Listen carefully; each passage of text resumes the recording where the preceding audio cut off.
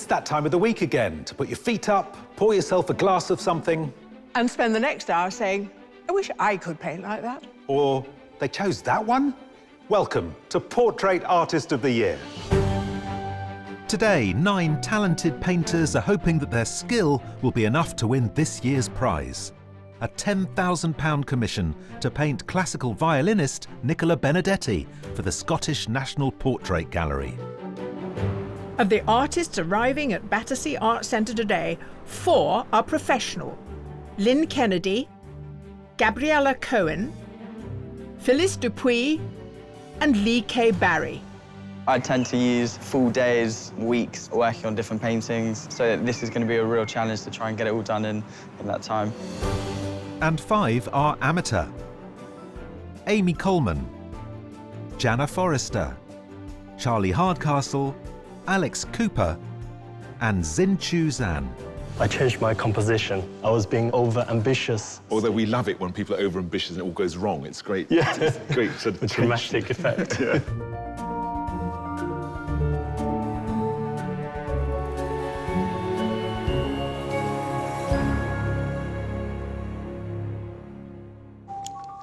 As the artists unpack their tools for the day, the judges look at the submissions that won them a place in the heat.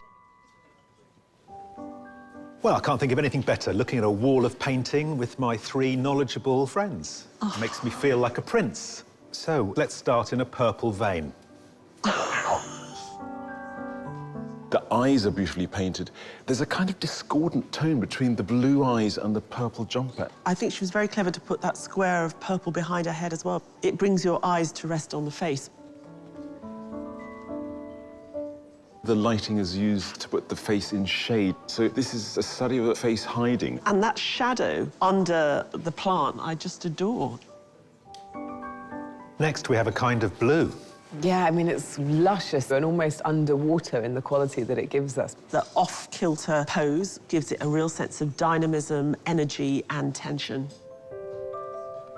We move on to the woman who fell to earth. It's just superb, this painting. It's a kind of alien, android kind of figure wearing a bonnet. That's pretty much it, yeah. Right. I love it too. I mean, of course, I need to see if this artist actually looks anything like this. Well, they'll be easy to spot if they do. They will.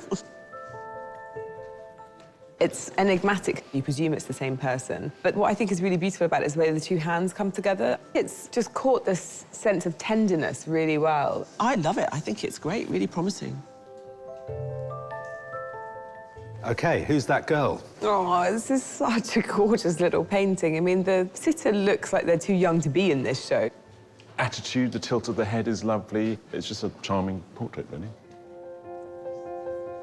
This is such a well-constructed painting. It's on a square. We've got these various rectangles within it. We've even got instructions with burnt sienna and titanium white. It's almost a sort of how to get into Portrait Artist of the Year kind of instructions. Now, Vincent. My favourite artist is here. It is a nod to Van Gogh, who, of course, liked people in exactly this format, this turn of the shoulder. I mean, that scarf is just fantastic, isn't it? And finally, why does it always rain on me? A really sensitive, considered portrait. Beautifully melancholic. He's just trying to work out who he is. I think we've all stood looking at the mirror trying to work out who we are. I know I have. Well, 9 artists whose talent sings out. Will they find harmony today? Artists, you will be reaching for the stars today as you are painting a celebrated space scientist who presents the TV astronomy programme, The Sky at Night. Please welcome Dr. Maggie Aderin-Pocock.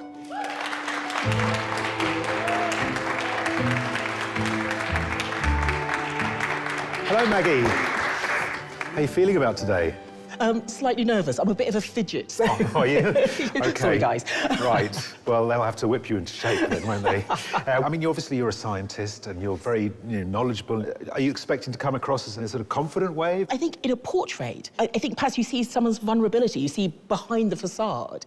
So I'm hoping they might capture some of the inner Maggie, and I might actually discover what the inner Maggie is as well. Well, that would be a result. That'd be great. Yes. Yeah. Well, I will leave you in the very capable hands of your artists. Fantastic. Good Thank luck. you. Thank you. Yes, I will try and keep still. So I guess, so how do you want me? Don't cross your legs. Lovely, yes. And apologies for the dress. I was going to wear a single colour, but I got carried away. So No, there's a no, it's pattern now. It's beautiful. Oh, thank you.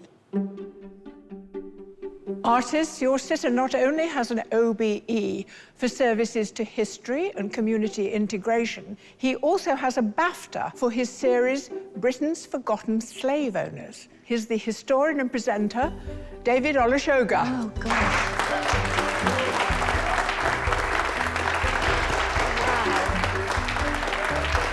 Hello. Hi. You're very welcome, David. Well, let's talk history, shall we? Yes. Is history something we're all seeking the final definitive account of things? No, it's a guide to where we're going at very best. At worst, it's just a list of cautionary tales. Because we're living through a time in which there seems to be lots more unearthed stories that we didn't know about. Well, I think we chose not to know about a lot of our history. And younger people don't have the same relationship with the past, and they're willing to look at things that have been brushed under the carpet. So this is, I think, a generational change. How interesting is that?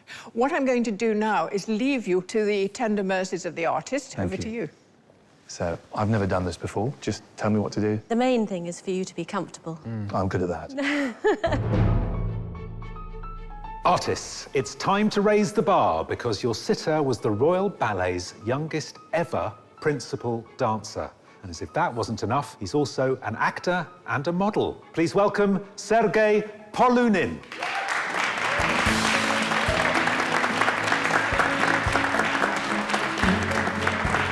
Hello. Hello. Have a seat. How are you feeling?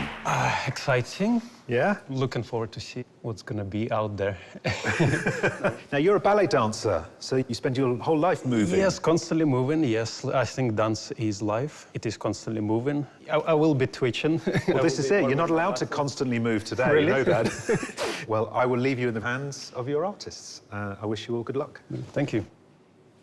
I'm a little bit nervous. You're not the only one.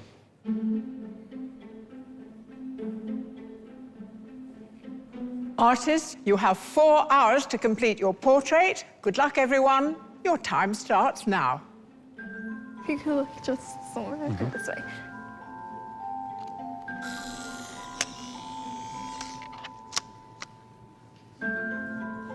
We're comfortable already.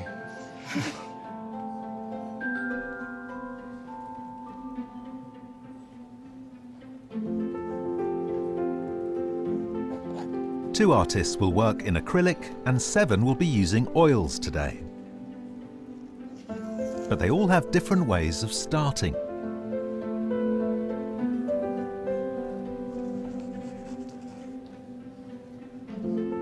A different camera, for sort of physical rather than digital. Yeah, they add a cool effect. Once the artists have selected their sitter's photo and completed a basic outline, some feel ready to hone in on the detail. I like to spend a lot of time getting the drawing perfect. If the drawing's wrong, then the painting's going to be wrong. So I like to have a good likeness, as good as I can. Charlie Hardcastle graduated in painting from the Edinburgh College of Art in 2020. His signature style combines simple forms and background with detailed portrayals of the elements he most enjoys painting. Charlie, it's crucial, it seems to me, to get that outline right. I've liked the contrast between the outline of the clothes and the hair and then the face, which is quite realistic. I generally paint most of the skin and then I go in with details and like the eyes and lips and things like that. It's very difficult when you've got a profile, isn't it? Yeah, but I'm glad I've got a kind of tiny hint of the other eye. I think the eyes are probably the most important part for me, because I feel like they can either make or break it and bring it to life, usually. OK, thanks very much, Charlie. Thanks.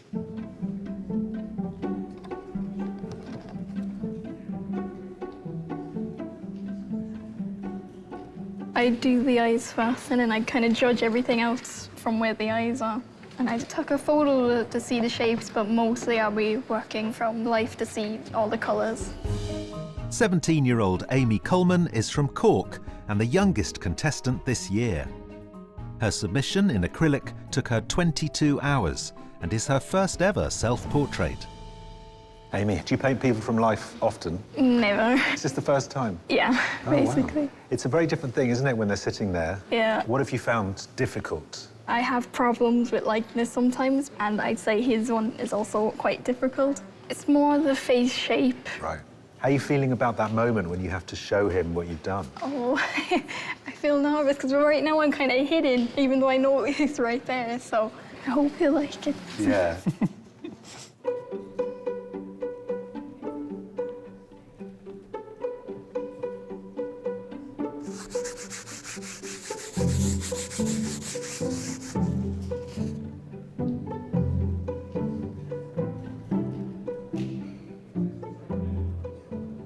Since I walked past before, and I'm sure there was a different version of Sergei on your canvas. So I changed my composition. Initially, I actually included half of the body, and I think I was being a little bit over-ambitious, so I decided to be more realistic. Although we love it when people are over-ambitious and it all goes wrong. It's great. Yeah. It's great sort of dramatic effect. Yeah. Xinchu Zhan grew up in China and now lives in Brighton, where he works for the pensions regulator. His self-portrait was a play on 2 different types of light and took 7 hours. Now, you're measuring very carefully using this divider. Yeah, I'm basically measuring the distance between nose and the chin, like what you do with the brush. But I think the reason I use these ones is because they have sharper points. And is there some measurement in the face that you use as the key to the measure? The nose. The nose? Yeah. Excellent. Well, look, it's a beautiful start, so I'll let you carry on. Thank you.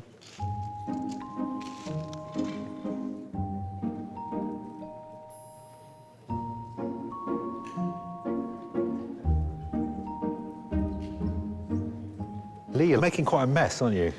The floor is lava right now. Yeah. Looking at that, you think this man is meticulous, he's precise, he's ordered. No, he's not. And then you look at the floor. No, he's a mucky pup, is what he is. Lee K. Barry studied fine art at Leeds University. While his style is influenced by Van Gogh and Gauguin, his colourful palette evolved through his extensive travels. Not everyone here has had the opportunity to paint people from life. Is that something you've done much of? Yeah, I was challenged to race from Amsterdam to Monaco by selling my art in exchange for money. You know, at school, people can say, art don't get you anywhere. But art got you to... It got me halfway around the world. Excellent. Well, let's see how far this takes you. We'll see. You see what I did there?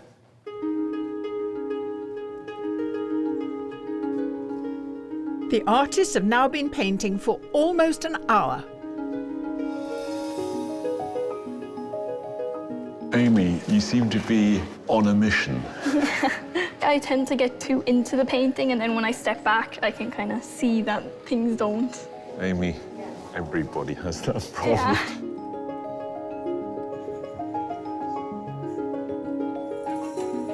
This is quite difficult.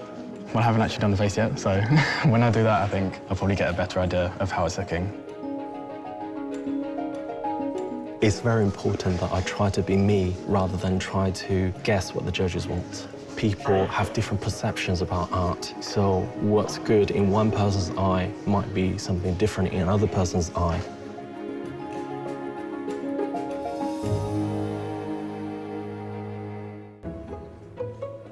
It's an hour in for artists painting dancer Sergei Polunin, historian David Olusoga, and space scientist Maggie Aderin-Pocock.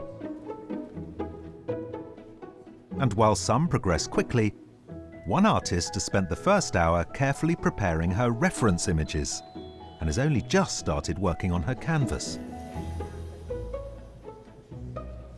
Gabriella, we've got a little Polaroid station here. What is it about them for you that's so appealing? I really like the soft, romantic effect they add, and I think you can really achieve that with oil paints. OK. Gabriella Cohen is a fine art graduate from Staines. She enjoys creating characters, and even her self-portrait combined a miniature bonneted Victorian figure with a Bowie-inspired alien. Your submission has this kind of futuristic quality to it, and that's largely achieved through the kind of colours you're using. What are you giving us today? I think I want to keep it a bit more normal instead of imposing my own narrative. But I definitely want it to look slightly unusual. Slightly unusual. Change a few colours here and there and make it look a bit more mysterious. Good. Well, I look forward to seeing this romantic Polaroid Maggie emerge through your particular way of doing it. Thank you. Artists often bring particular items they couldn't do without, from special brushes This is my favourite. to less conventional materials. The lentils are a great way to support these sturdy brushes without them falling over. But many take their cue from the old masters. There's one colour that I like, that's burnt sienna. I wouldn't be able to be without that. I always seem to have to get burnt sienna and titanium white, which is why I put it in my self-portrait, just as a to get. Lynn Kennedy is a former photographer and animator from Shankill, who took up painting in 2017 and within 2 years had won both the Zurich Portrait and Ruth Borchardt prizes. What a fine portrait, Lynn. Thank you very much. So the striking feature of Maggie's look is that amazing necklace. I just really like the sparkle of it, and it looks really nice against her skin, and I just thought that would help me figure out the colours around if I put it in. And I just found out that there's a little bit of moon dust in Maggie's necklace. Wow. Where'd you get the moon dust from? The moon? I live there myself. Well, actually, my husband gave it to me as a present. Who's selling moon dust? Actually, I think you can Has get... Buzz Aldrin got a kind of out of Grinds his them up. back shed? Yeah. Well, over 100 kilograms of moon rock came back to Earth. There's probably still a bit knocking around.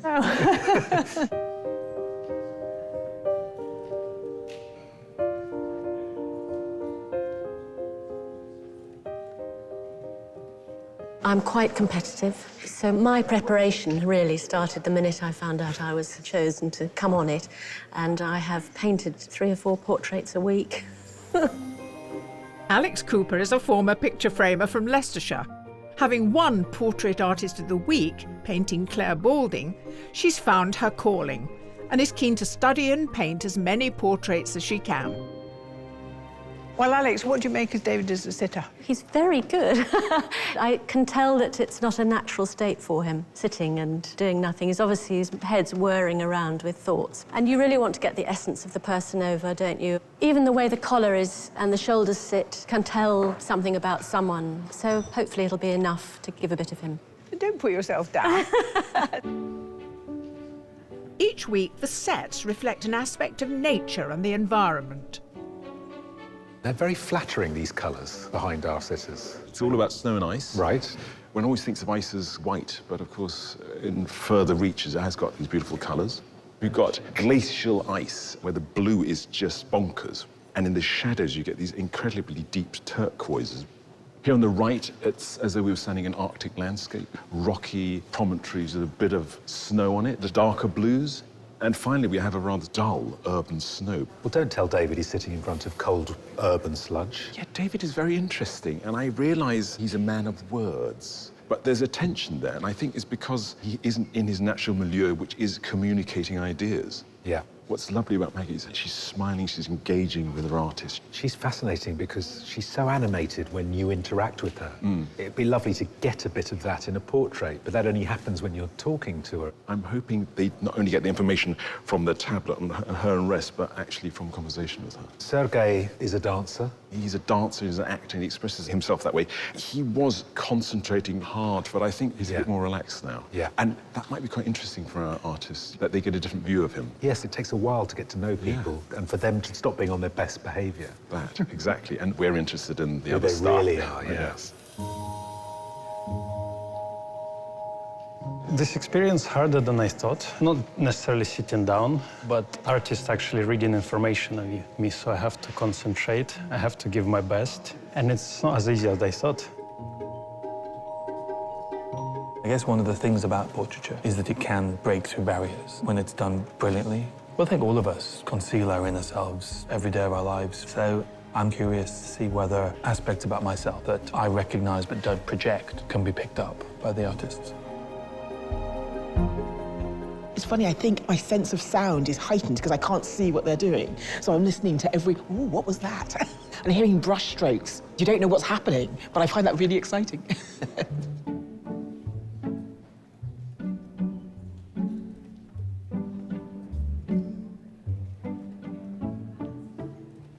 So, Phyllis, I'm feeling the warmth and generosity of our sitter, both through her, but also through your work. It was great to see her and her smiling face. Who could ask for more? Absolutely. And I can see quite a lot of colour in Maggie's face that I don't actually see there.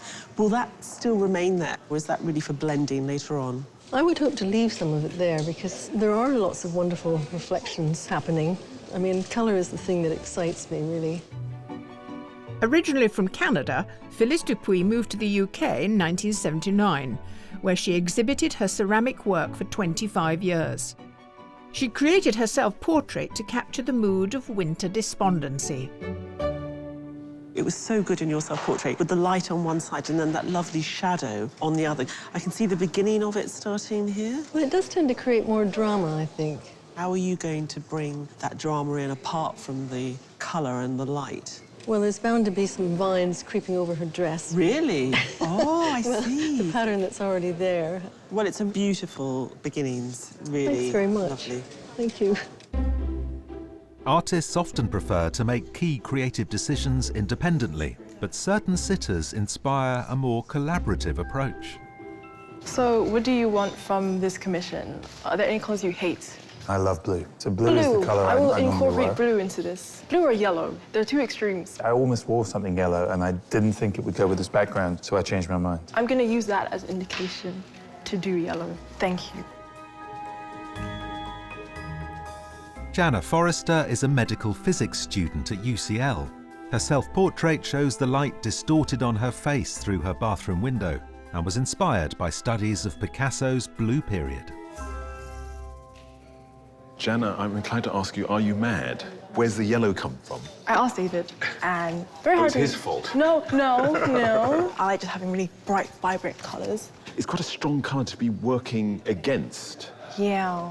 I think it's his skin. I see it from the skin. You see the yellow relating to the skin. Do you prefer darker skinned sitters? Yeah, I think it's just so much more going on in the darker skin, so much more colours to experiment with. It makes the creative process more interesting. Yeah. Well, it's a great start, and I can't wait to see how David's going to appear in that sea of yellow. Thank you. Thank you. The artists are almost halfway through their portraits.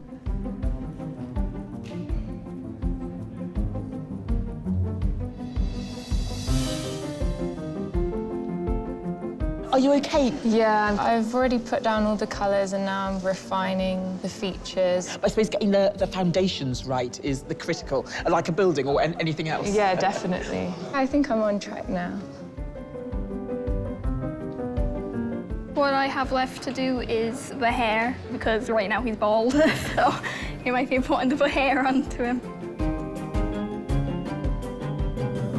Sinchu, how's it going? Struggling a bit. Are you? Yes. Yeah. I struggle with mixing colours. Well, that's the drama of paintings. They come, they go. Absolutely. But you still got time. All is not lost. Yeah, I'll do my best.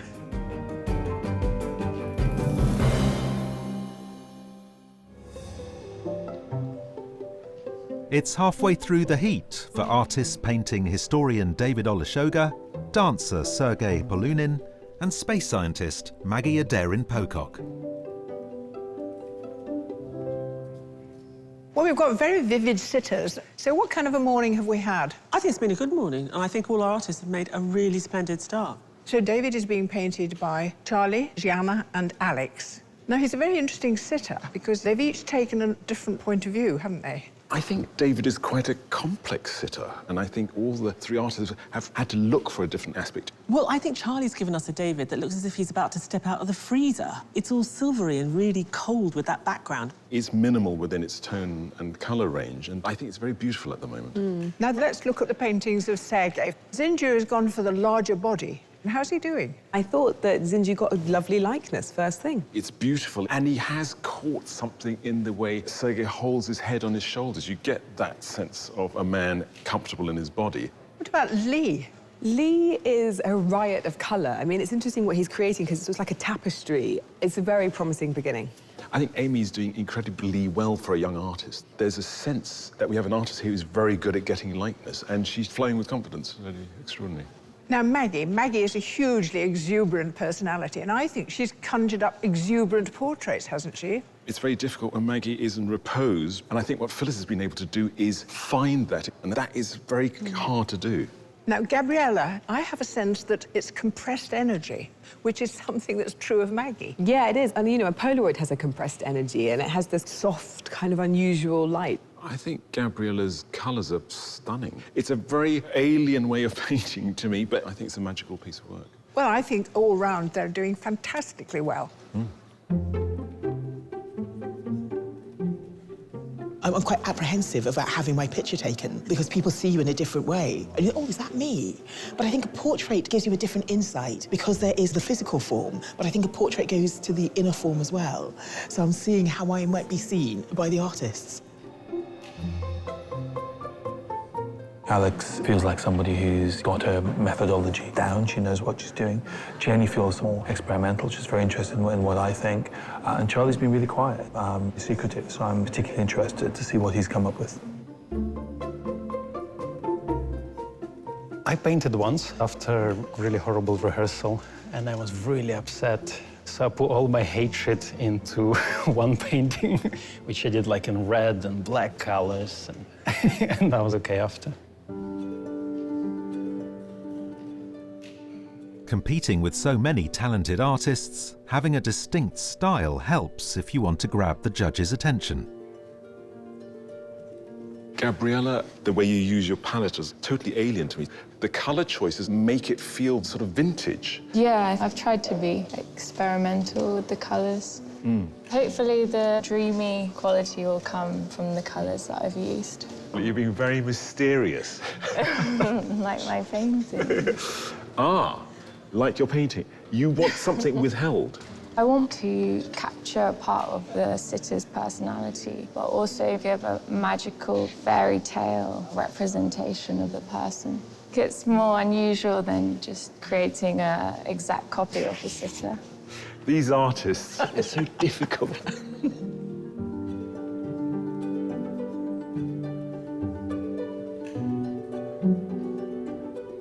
Charlie, are you going to leave the hair as this ghostly outline as we saw in your submission? Yeah, I think so. My style is quite delicate. I might go in with like a really, really fine brush and just outline some more of the individual hairs and things like that. But yeah, I'm not going to attempt the hair as a whole. So there's a nice combination of the undone and the done. Yeah, exactly. You're the only artist putting the hands in. Why did you do that? You know, the pictures that we take of ourselves and pictures that we take of others are often just head and shoulders. So it is nice to get the hands in as well. It's nice to have a little bit more of the person.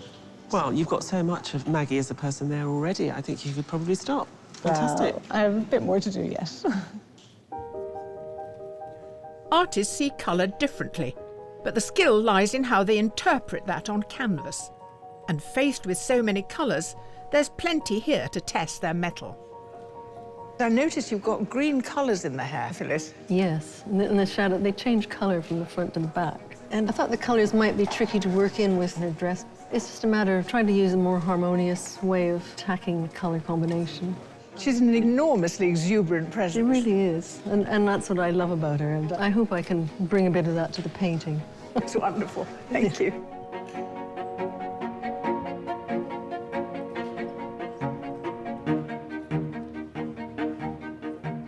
In terms of colour mixing, I find that challenging because I've not had a chance to do any live painting in ages, so I got used to mixing colour to a screen. On the screen, you can just match your colour dead on, whereas when you start to look at the actual sitter and the environment, the colours are not so absolute anymore, so that's been a challenge.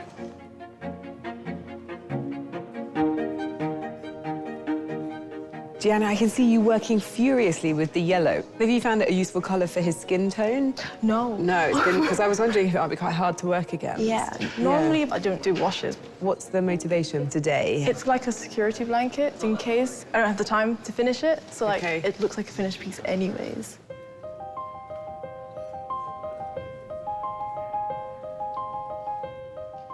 The artists have just 20 minutes to finish their paintings.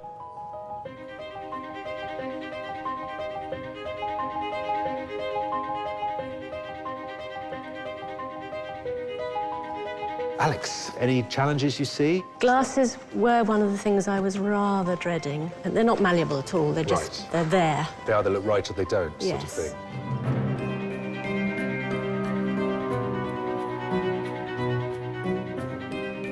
What's concerning me the most is probably that I'll lose the likeness, because I'm still working to get it, but then I'm afraid I'm going to go too far and just completely lose it.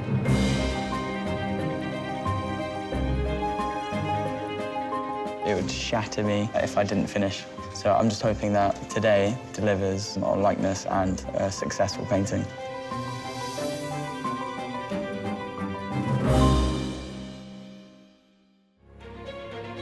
It's the final moments for artists painting space scientist Maggie Aderin-Pocock, historian David Olusoga, and dancer Sergei Polunin. Sinchu, your last-minute touches, what are they going to be? Just try to make some final adjustments and make sure that any bare canvas gets covered. OK, we'll get on with it. Thank you.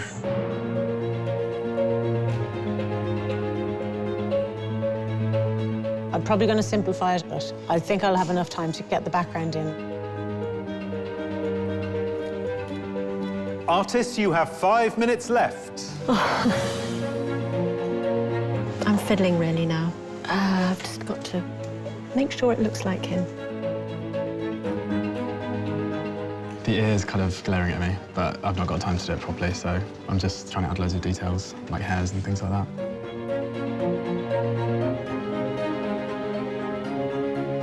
There's only so much you can do. I'll keep struggling and hope for miracles in the last few minutes.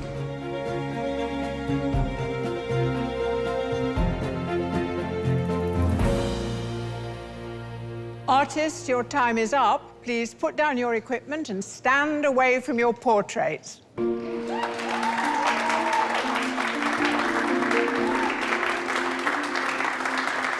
Thank you.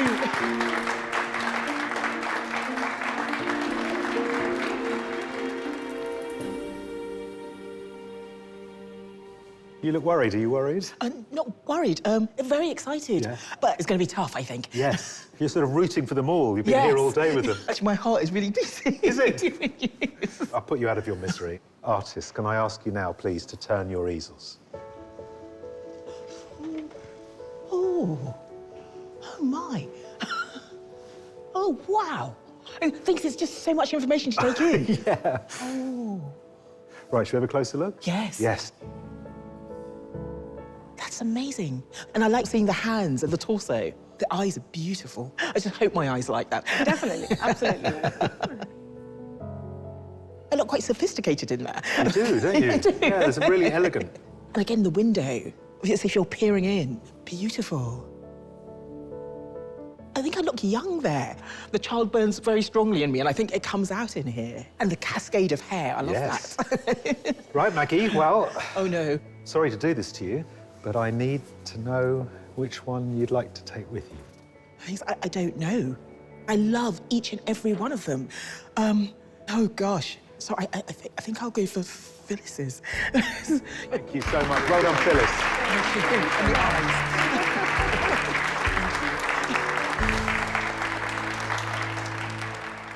Well, David, your long reverie is over. How's it been? That's been interesting. I thought mainly about work, which is probably a really, really bad sign. I should have been using it to have flights of fancy. Well, I'm going to ask the artists to turn round their easels. Wow. I've never been able to draw or paint, so to me it's kind of magic and alchemy. Let's take a closer look. Okay. There are elements of that painting which I think are just so realistic, and then there are elements that remind you that this is a painting. And I quite like that playfulness. That's definitely what I was going for. Yeah, I really love that. That's a face I know that I did. Sort of half grimace, half smile, whatever it is. Everyone was questioning the bravery of the yellow, but I think it's fantastic. There's thinking space to the right of frame, and that's wonderful. And there's sort of big blocks of colour that express how the light falls on my face. That's lovely. So I'm really brave as well. Oh, good. Good. Well, we have to make a decision now. Right. Well, I want them all. I think they're all wonderful. I do think Charlie has caught something which I recognise. That's the painting that really speaks to me.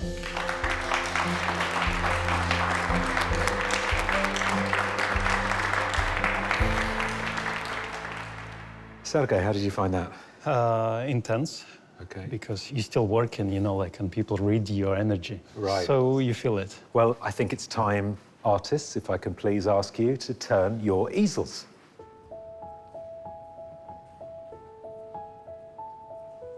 Oh, wow.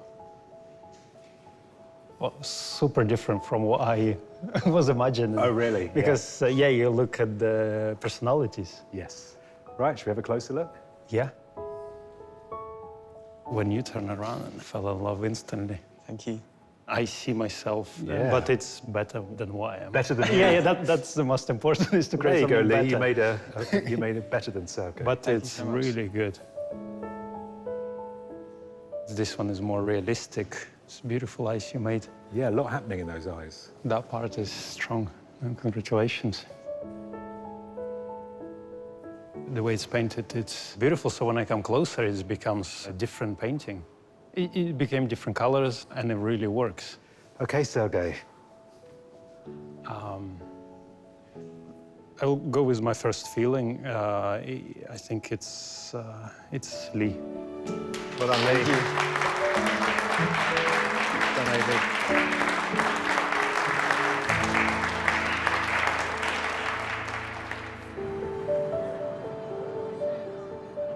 While the artists take a well-earned break, the judges look at the portraits they created throughout the day. Sinchu's got this great sense of a thinking, breathing person. It's beautiful. The tilt of the head gives it a really romantic flavour. It's like every Russian scoundrel from Count Vronsky onwards.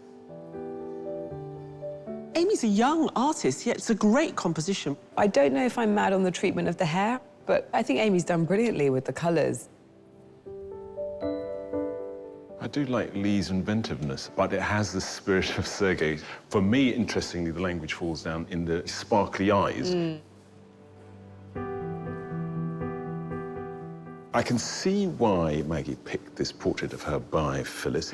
It's got her suppressed exuberance. It's almost too sweet, it's too chocolate boxy, but I love the way Phyllis played with the light on the side of the face. It's just joyful, isn't it? No. Gabriella's style of painting is very distinctive. The necklace, she hasn't defined it, so it's just suggestive. The colour palette is beautiful, the oval works really nicely. And I do think that she's found a happy medium between doing something that interests her and that is flattering for the sitter. Lynn's a superb portrait artist. These beautiful details, I mean, that watch and the jewellery are so well observed. I'm less keen on the background. Actually, I think it was stronger around lunchtime. Alex caught a rather sweet side of David. My favourite bit are the shoulders. I think the highlights on the tops of the jacket just give him a presence and three-dimensionality. Gianna really connected with David. He's got a real sense of energy to it. There's a humour there, there's intelligence there. It's just a bit flat for me. Charlie's done something which is so refined and delicate. It looks like a fresco, it's so chalky. It's got a very subtle emotional component. And David went for this painting because it evoked an emotion that he recognised. The judges must now narrow down the artists to a shortlist of 3. A sort of quirky artist today, don't you think? But in a good way. This one is very quiet, but its power is in its quietness. Yeah, I agree. I think this might be a bit too noisy. I think I agree, but I find this one too troublesome in other ways. I keep seeing too much that's wrong in that one. Are you falling in love with that one more and more? Looks nothing like the sitter, but I love it. I think we should get rid of this one. OK.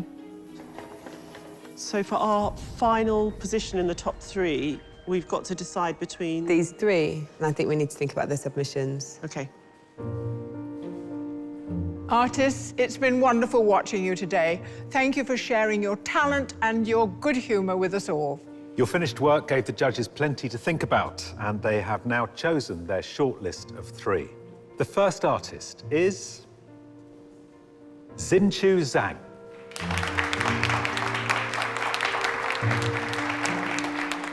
The second artist is Gabriella Cohen. The third artist to be shortlisted is Charlie Hardcastle. I've really enjoyed today. I've loved meeting all the other artists and finding out if I can actually do it. It's been a really positive experience. To decide their winner, the judges look at the day's work alongside the artist's original submissions. I think it's been a sensational day. I couldn't agree with your decision less. I'm really shocked on behalf of the amazing talent that you have not acknowledged. Well, we have acknowledged them by virtue of the fact that we're here. Honestly, we have so many people apply for this show, so it is a tough competition. It gets better every year. OK, well, you've got some explaining to do. Hey. Right, well, let's start with Xin-Chu. What did you see in his work today? I just see a beautifully painted character study. And equally, his self-portrait is a character study, contemplating existence, mortality, all these things. And the person he painted today, it might not be exactly like Sergei, but it has the spirit of the man and a spirit of a type of man. But it doesn't catch, for me, the spirit of Sergei as he was present here, because he's a dancer.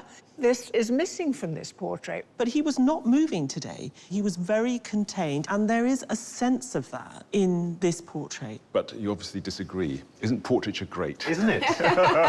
Well, this is it. Yeah. What made you choose Charlie? Charlie, in his submissions, showed us that there's great emotional content with very little there. And I was quite intrigued how he was going to do that with David today. And he's done it that Charlie can find colours that are so vibrant but so understated, and through them find a very understated and quiet emotion. I do think it's very good.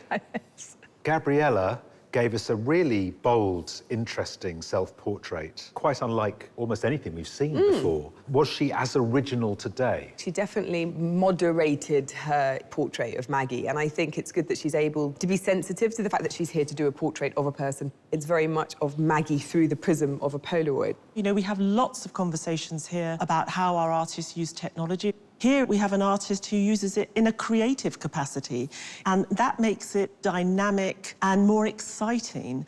And I will never convince you, Joan Bakewell. But, you know, as we always say, art is subjective. You know, unless portraiture keeps moving forward, it's dead. Are you frightened of not being trendy? No, I'm frightened of you. Good. Well, the new always makes people nervous, angry, and upset. Only time really tells. Yep. So you need to lead us. You need to find the thing, not just today, but in every episode, that will transform art forever. Over to you. Thanks for the pressure.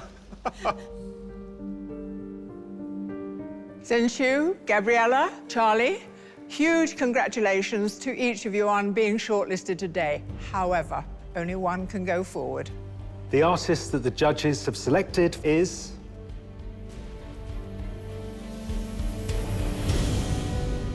Gabriella Cohen.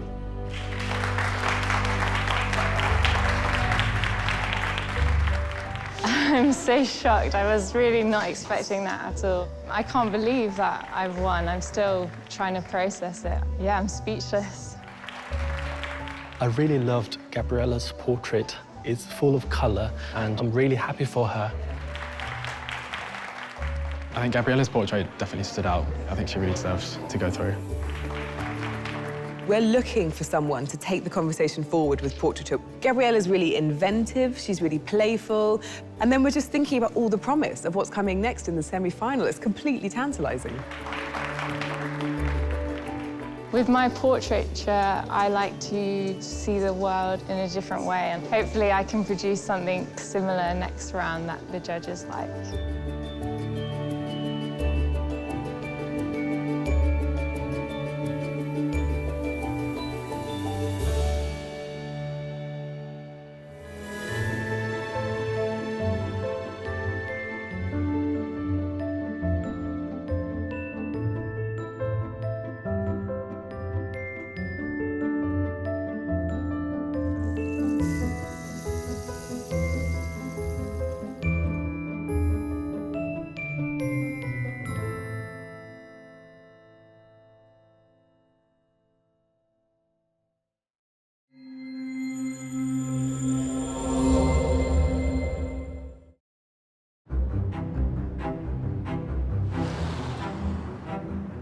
Hello, We're at the Scottish National Portrait Gallery.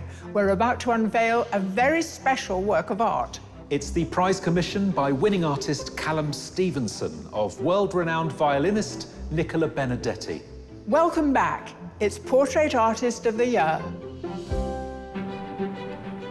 72 artists were chosen from almost 2,000 applicants. They painted a dazzling array of celebrity sitters. Oh, goodness. Whoa. How do you want me? Comfortable. OK, is that good? How does that feel? All hoping to become Portrait Artist of the Year. Callum Stevenson first impressed with his striking depiction of fellow Scot, the actress Kelly MacDonald. I love the cool, restrained quality to Callum's painting. Actually, the likeness is really spot on for me. I think it's a very elegant painting. His portraits of Pink Floyd drummer Nick Mason and legendary actor Barry Humphries kept him in the running. And the tender portrayal of his partner, Kelsey Young, helped him secure the title of Portrait Artist of the Year. I am almost lost for words because I feel the painting, I don't just see it. And the winning prize is a £10,000 commission. Callum's sitter, Nicola Benedetti, is an internationally renowned violinist. She has been performing since she was 4 years old. The Benedetti Foundation has inspired thousands of young people to connect to the power of music. We follow Callum as he sketches, Perhaps a little subtle smile, just a wee bit. takes photographs, and paints. Have you got a plan of action? Yeah, just paint it. All part of his biggest challenge yet. It's time to see the portrait of Nicola Benedetti by Callum Stevenson.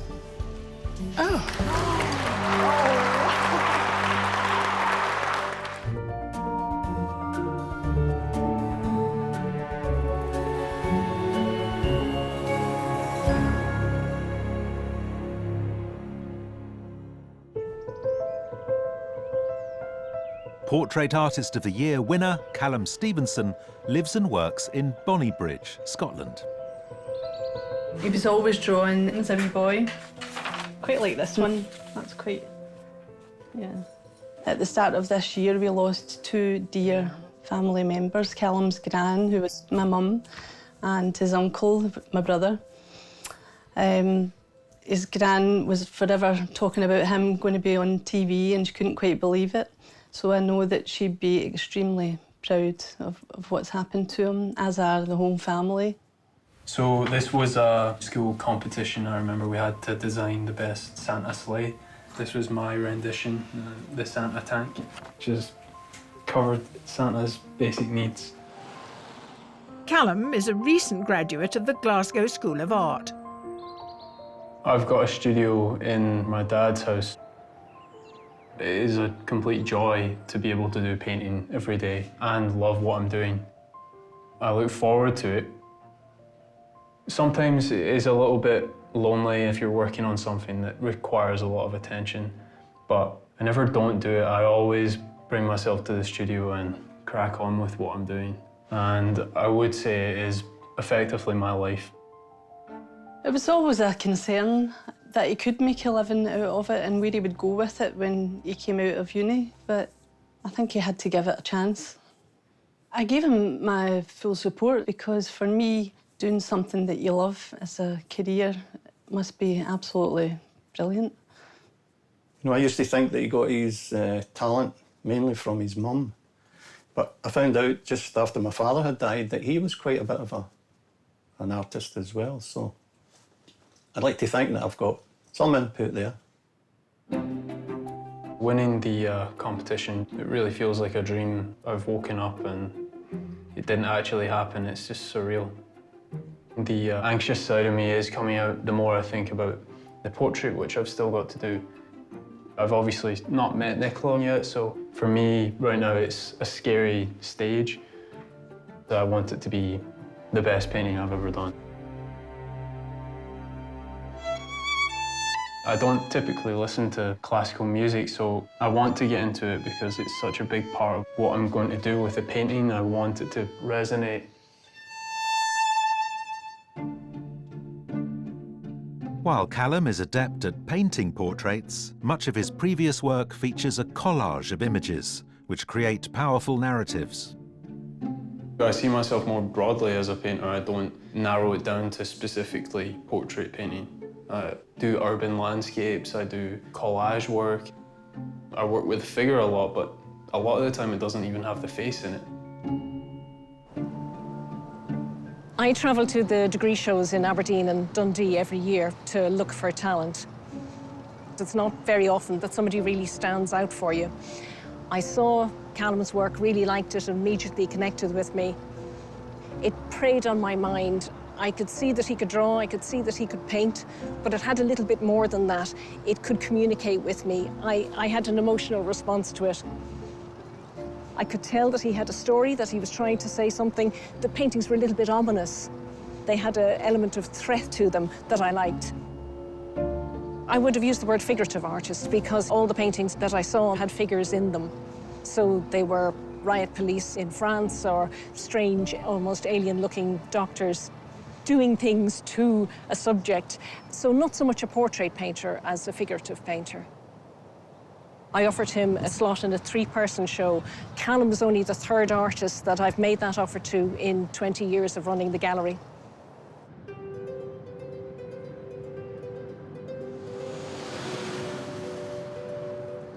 The Scottish National Portrait Gallery is one of the oldest and most prestigious portrait galleries in the world. Callum is meeting its director to discuss expectations for his winning commission. So I first visited the Scottish National Portrait Gallery on a school trip. Back then I wasn't too into art. I always enjoyed it, but I'd never considered it something that I could do. I hadn't really been doing my own work. It was mainly observational drawing, things like that, painting from life.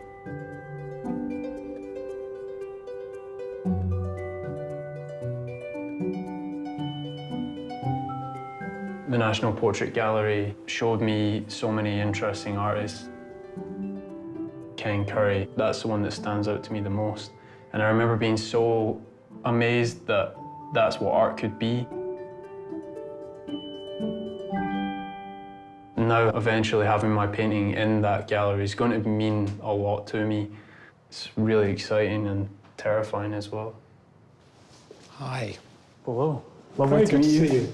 And congratulations as well. Thank you very much. Yeah, it's just completely surreal, and to be somewhere like this as well, phenomenal. It doesn't really get much bigger than this. Well, that's a very nice way of putting it. We don't intrude too much. The gallery is there to, if you like, nurture the relationship between the painter and the sitter, and think a little bit about expectations, but not to dictate too much. Do you have any expectations for the painting or the portrait? We're absolutely thrilled that you're going to be working with this amazing sitter. I mean, Nicola Benedetti is an extraordinary musician. I've been lucky enough to actually see her perform, and it's a very intense and uplifting experience. So if in some way you can convey that, I know that's asking a lot. Yeah, I think it's going to be a real challenge to capture the kind of emotional side of the music, but I'm going to do my best, of course. That's fantastic. I mean, she does have this ability to sort of, you listen and she transports you to somewhere else. So if you could just arrange all that, that would be great. No pressure there. No pressure at all. So it's great having the opportunity to provide some context. Particularly keen to show you this painting. It's one of the most loved and admired late 18th century portraits in the collection. A great picture by Sir Henry Raeburn of Neil Gow, famous as a brilliant fiddler, composer, and a man who celebrated Scottish music, actually, so it seems entirely appropriate. A different world to the world of Nicola Benedetti, but nonetheless really interesting to think about. Exactly. The artist has really delivered a kind of trance that the musician has put himself into. There's this unpresent expression he has in his face. It's almost like he's part of the music. You can almost hear it being played. Would you like to actually go and have a look at the spaces where your portrait will be hung? Absolutely, I would love to. Brilliant, come this way. This is the modern portrait display, which is where we put on show all the most splendid, recent, new acquisitions for the National Collection. And it's undoubtedly one of the most popular parts of the whole experience of the Scottish National Portrait Gallery as well. So I can give you some idea of the sort of space in which your terrific new portrait of Nicola Benedetti will be eventually hung. Here, a slightly intimidating blank wall. It's amazing being here, having visited so many times, and it really does make it hit home. With gallery expectations high and pressure on himself even higher, Callum has come to Surrey to meet Nicola for the first time. She's in rehearsal for a series of London concerts, which begin at Wigmore Hall. It's quite nerve-wracking until I'm there, and I would say that the biggest challenge is still I don't really know what I'm doing. I'm yet to see everything, and it's kind of like going into the unknown a little bit. I'm not sure what to expect. Hi, Callum. How are you doing? How are you? Oh, thank you so much for coming to visit me. Yeah, it's really nice to meet you. Such a pleasure to meet you. I'm so excited. Yeah, me too. About this. I'm kind of nervous myself. Me too. This Amazing. piano trio has been working together for a very, very long time. 3 days of intensive rehearsals are just beginning. Nice to meet you. He's the artist, not the drawing person. Nicola and acclaimed musicians Leonard Elschenbroch on cello and pianist Alexei Grinyuk have performed as a trio on and off for a decade. Let's go from that there. All the time.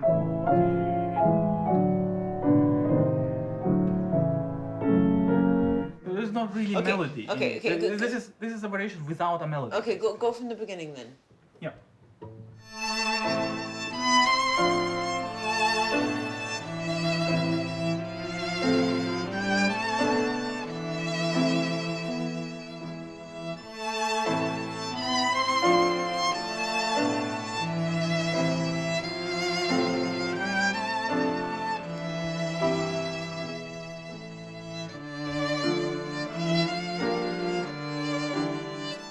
Hearing her play was just so much more powerful than I'd imagined. I've been listening to songs, headphones and stuff like that, but it doesn't even do it justice. It's intense. It's such a powerful position, holding the violin under your neck like that. I think it definitely makes me want to use it more. It has to be in it somehow.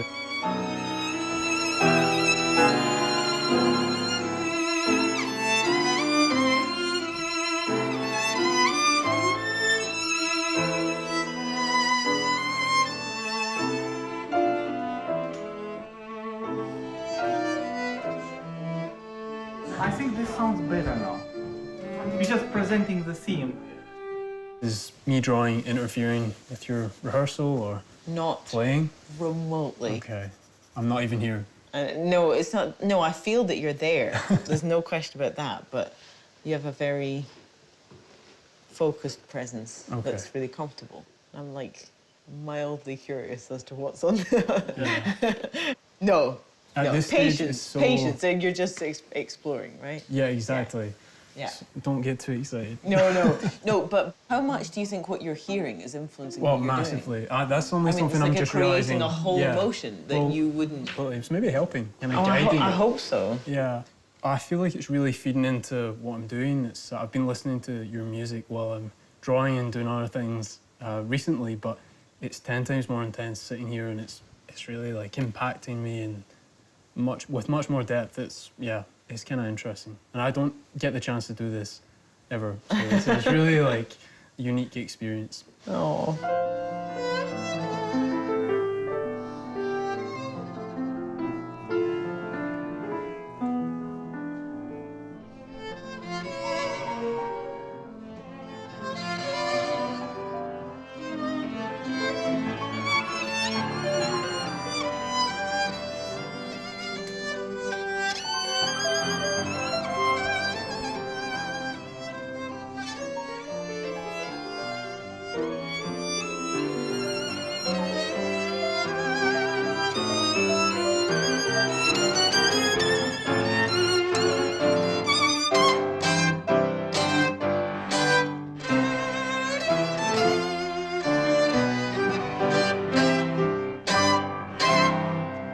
It is a bit confusing because I'm playing one rhythm, you playing different rhythm, and Lana playing third rhythm. Yeah. But we have to somehow coordinate that.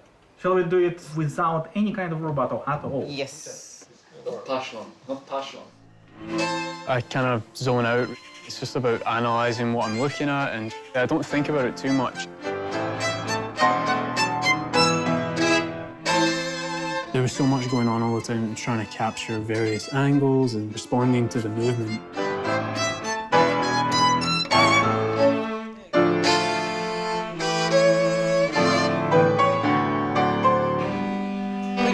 We just play those 2 bars, just you and me?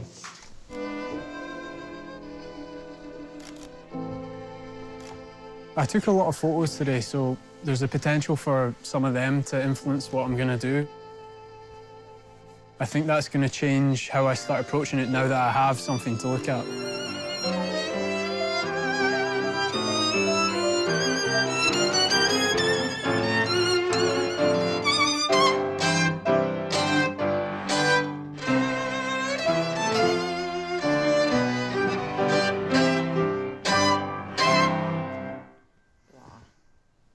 So this sketch is me responding to the movement. There's a lot of different states of concentration and intensity. Yeah, trying to capture the lightness is really quite different from what I normally do. And I actually have one I'd done last night. I didn't have too much to do last night, so I'd done a little drawing, something a little more similar to what I would normally do. So that's... Oh my God, Look, it's a lot different from this kind of stuff. Oh, that's incredible. Just so you're not as worried after you see these. I'm not worried at all. I'm so fascinated by these because I think you're trying to find something all the time when you're playing. Exactly. And so to have represented in lots of different states, I think even at one time we do feel in a lot of different states. Yeah. But where's the most pressure? The most pressure? In a process for you. When do you feel the most pressure? Probably the pressure that I put on myself to make it what I want to see and trying to replicate what I'm seeing in my head or something like that. I find it incredible. It's almost torture sometimes trying to hit that point of what I can see versus what I've created. Well, it was just a complete pleasure to meet Nicola for this first time. It was, you know, more than I'd ever imagined it would have been. It was so easy to get along with her, and yeah, I mean, seeing her perform and all that stuff as well, it was incredible.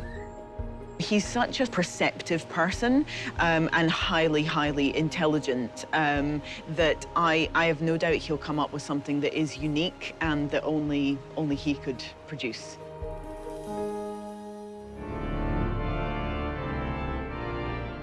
For their second meeting, Nicola and Callum have chosen the spectacular setting of Westminster Abbey. The Abbey has staged every coronation since 1066 and commemorates some of our most celebrated artists, writers and musicians. This is the first time I've ever been to Westminster Abbey. It's a really impressive building. It's so vast. So I'm meeting Nicola today and I'm going to do a series of iPad drawings, some watercolour painting and hopefully taking a lot of photos as well. A little nervous, but eager to start. In 2018, the artist David Hockney was commissioned to design a new stained glass window for the Abbey to honour the reign of the Queen. I'm massively into David Hockney. Over time, he's introduced more and more technology into his practice, and for me, that's really inspiring. As far as I know, David Hockney designed this piece on an iPad before he had it sent over to somewhere who could make the stained glass window. I love the colour that he gets in it, and I know that this piece, especially, he was really concerned about maximising colour, trying to make it special through colour. David Hockney's stained glass window creates quite a contrast between the Abbey that we're in now as well, just that kind of tension between contemporary and old. It's quite refreshing, actually. The first time I visited Westminster Abbey was when I was 11, and I was asked to play a piece of music by Bach, which is a double violin concerto. I think I was just so overwhelmed by the whole experience and just, you know, making sure I didn't do anything wrong. It was a hugely memorable day. Hi. How are you doing? How are you doing? I want to give you a hug. Yeah, but... I would like to. It's really nice to see you. Lovely to see you again. How are you feeling? I'm feeling good. I'm really excited to be in this Abbey. I've never even been here before. Yeah, it's really cool. Breathtaking, right? I think we're going over this way. Right, okay, cool. You like the way. I'm like showing you around as if I know where I'm going. Nicola's violin is a Stradivarius and is over 300 years old.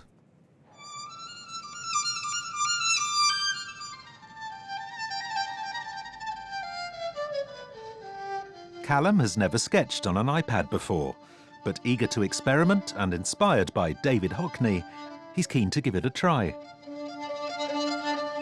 Nicola's obviously a very lively person and very focused in what she's doing as well. She kind of goes into this like trance state when she's playing the violin and stuff, and so that might come through in the painting, you know. I'll try and capture an element of that, hopefully.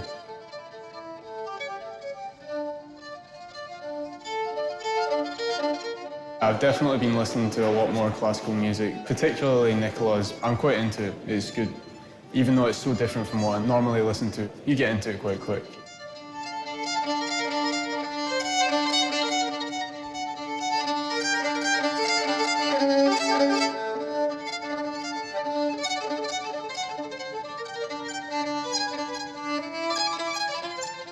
Listening to her music is probably going to seep into the work in ways that I don't quite know yet. It'll maybe just happen organically when I'm listening to music, and that's all the time when I'm painting. So that remains to be seen. I'm not sure what it's going to do just yet.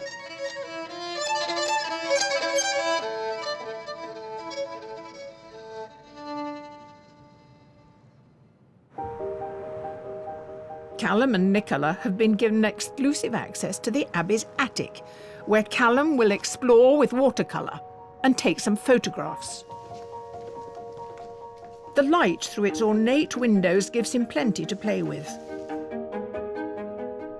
And the manipulation of light, colour and shape is key to Callum's process. All right. Am I allowed to smile? Yeah, you can smile. It just... If you smile at me, I'm going to smile back. Okay, cool. Well... So what was it like practicing all the time when you were younger? Was there a lot of pressure on you? And how old were you when you started doing all that kind of thing as well? So I was 4, yeah, when I started 4? playing, yeah. Wow. Yeah. Did you start painting at 4? I probably did. Yeah. I bet you did. I don't think I ever stopped. I just, yeah. You don't remember I don't life remember before? it. Do you remember when you were 4? No, but I don't remember life before playing. So exactly, yeah. So I can see that you've been like fiddling a little bit with the violin and stuff. Is it at the point where it's maybe like an extension of your body, or is it? That was good just terminology there. Yeah. Definitely. Yeah. Oh, like we were saying, you know, you can't remember life before doing this. I think it's just, it becomes so natural. So natural, and it's weird because it's the most unnatural thing in the whole world. Like the way you hold the instrument and stuff is just so awkward and uncomfortable.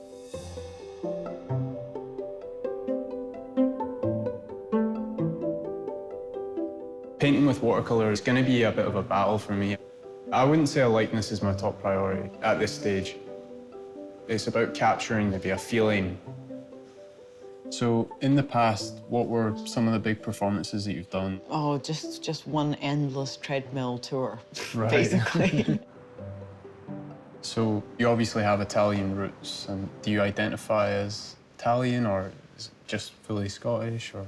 Well, I never grew up learning Italian, and then started studying it when I was 15. Right. But the Scots-Italian community, it's vibrant and fairly large and strong, so I would say there's a pride in that particular identity with where the two nations meet. It's fighting me a little bit because of the upright position, the water's dribbling down. How bad is it? How bad are you making me look? Well, yeah, I just mean that, yeah, it could be anyone. It could be anyone right now, okay, right fine. now. But I'm trying to, like, it's just such a unforgiving, like, medium watercolor, because it just does what it wants, and it's trying to like control that. So it does look like a person. That's good. Yeah, That's all I was really going for. Anyway. I'll save the skill and the hard work for your portrait, the main one, you know. So, are you ready to see what I've been doing? I am. Yeah. I am. All right, okay, well, I'm gonna... You've given me some preemptive. Yeah, preparing you. Ta-da! Oh my goodness, I'm pink. Yeah. I just thought pink was nice. I feel like I'm giving off a very somber. I think Even the though watercolor I'm does even, that. it's kind of like the drooping. It's the weight of all your commitment and stress. That's about right. Oh, wow. Perhaps a little subtle smile, just a wee bit. The watercolor was a nice little exercise to loosen up and get to know the surroundings and the figure before I started taking some photos. Could I get like a closed eyes, you know, playing position? If I put my bow here and then move it a bit up, then... Yeah, so I'll give you like a... But stay I'll still. say when. Yeah. Okay, yeah. That would be great. My first impression of the attic, I was thinking about the lighting straight away. I was like, okay, this is quite intense light, but in a nice way. Just that little bit here. Okay, that should be good. And I think if I have some good material from the day, I'll measure my success on that, really. If I get back and I look at the photos and something jumps out at me like it normally does, then I'm going to be happy.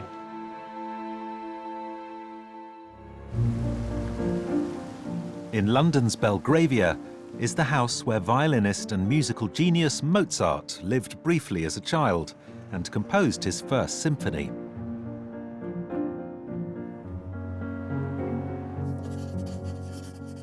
Mozart has long been an inspiration to Nicola, and his former home will be a unique and intimate setting for Callum and Nicola's third and final sitting.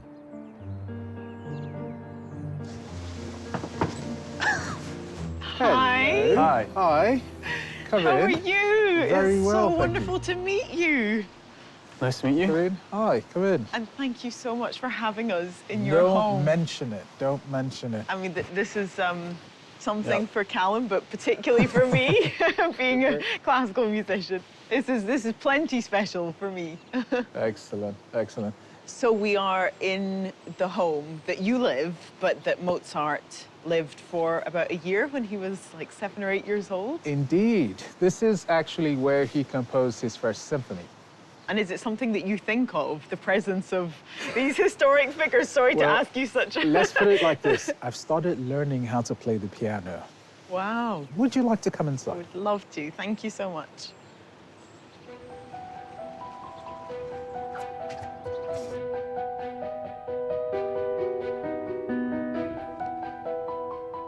Having concentrated on general shapes and forms in previous sittings, Callum wants to use this sitting to study the details of Nicola's face. And I'll just take some photos and see how it looks. Okay. Could you slightly turn your head to the right a wee bit as well? Yeah, that's good. So can you just find like a spot kind of up a little bit? Yeah, that's great. All right. Are there any features on my face that you're like, oh, No. No.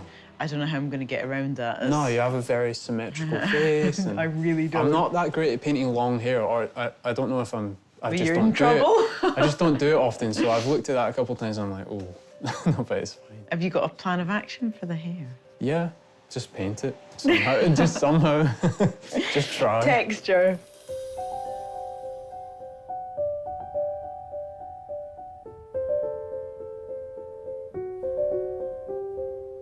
What age were you when you first performed a violin concerto? I was probably like 13, Right, something like that. Wow. But there's a massive difference between performing a violin concerto and writing a symphony. Right, yeah. Like, massive difference. Okay. Nicola's lovely, obviously, and I've gotten to know her quite well, so it's natural. It doesn't feel strange or anything. I just paint her and it's fine. She's just so kind, and you feel like she's your best friend. It makes it so much easier to find out about her and also relax when you are doing drawings and paintings and stuff, you know. So did you move to England quite young, or? 10, yeah. 10? Yeah. Wow. To go to a music school. That must have been really scary at that age as well. I was so homesick. Yeah. Wasn't even that scared, really. I was more excited about being able to learn from this great teacher, but I was homesick, yeah. Oh, that's sad. I know. such hardship I had to endure. Yeah. Apparently I didn't like going to nursery, so... There you go, it's just the same. Exactly, the exact same thing. I just love seeing somebody concentrated on doing something serious. Usually you've got a much more serious face than you do right now because I'm complimenting you. Yeah, I'm just like... But, I feel like no. this would be incredibly boring to watch. No, It's not very, at like- all. I just think it's like watching somebody compose a piece of music. Sometimes I'm moved to tears in a concert or in a rehearsal or something, and it's not even so much the music, it's the fact that I can imagine the dedication that it took a single person to sit there hours and hours and hours a day in order to create something. Yep. So I can expect tears at the unveiling then? I Is that what mean, you're- I'm joking, because that's going to be non-stop. I'll be like, no, it's not me. He spent so much time on it. Oh my God, I'm going to be so nervous Same. and excited. Yeah, I'm going to be freaking out. You're such a diva. You're such a diva. Yeah, exactly. Hi, Nicola. Who is this? I would like to introduce you to Annabelle. Who is this beautiful girl? You a fellow violinist? An aspiring violinist. We do the same thing, right? We both play violin. Yeah. Yes. I mean, this is meant to be, because you're living in the house of one of the greatest violinists and composers ever, and now you're playing the violin. Do you enjoy playing? Yeah. You do? Yeah. It's quite difficult, though, isn't it? Mm-hmm. So, Annabelle, would you possibly like to play us a few notes? Yeah, which notes? Any ones you want. You can even just make it up if you want. Does not sound Yeah, it is, it is. It's sounding great. Keep going, keep going. Just keep moving. You've just not got that much rosin at the heel. That's it. That's it. Go up. Keep going. Now, and the up bow. Okay, so I'm going to tell you 10 things. Might not be exactly 10. I didn't quite go through it in my mind. First of all, this bow hold is...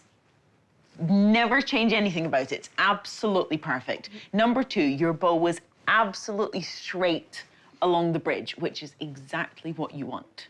So that is so good. It was really lovely to watch Nicola teaching Annabelle. It was just a really nice experience and shows a different side of Nicola that I haven't really seen yet. You know, I've seen her rehearsing and stuff, but this was passing that knowledge on. It was really like a special moment. So what I'm going to do is just play a piece of music that Mozart wrote for violin, and you never know, you might be playing this one day. What do you think?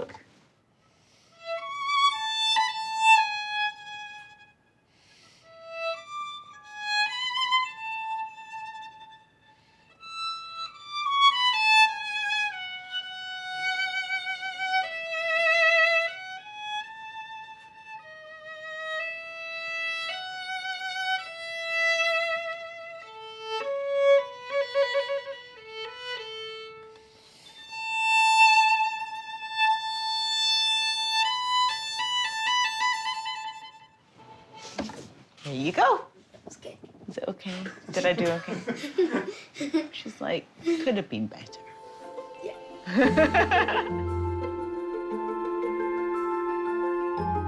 So I've gathered all this material, and each setting has been so different and unique. For me now, it's deciphering everything that I've got and put it into one final image. I think there's going to be a lot of sleepless nights. You know, it's quite a short time frame, so it's going to be really tough. It is just about that one last big task, but I'm eager to just start working on it now. It's, you know, it's the home stretch.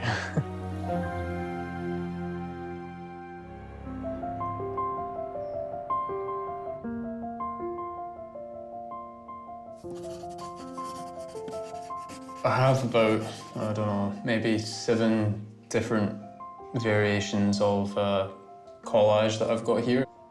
This is the first image I made, kind of just taking the basic shapes of the background and the Abbey.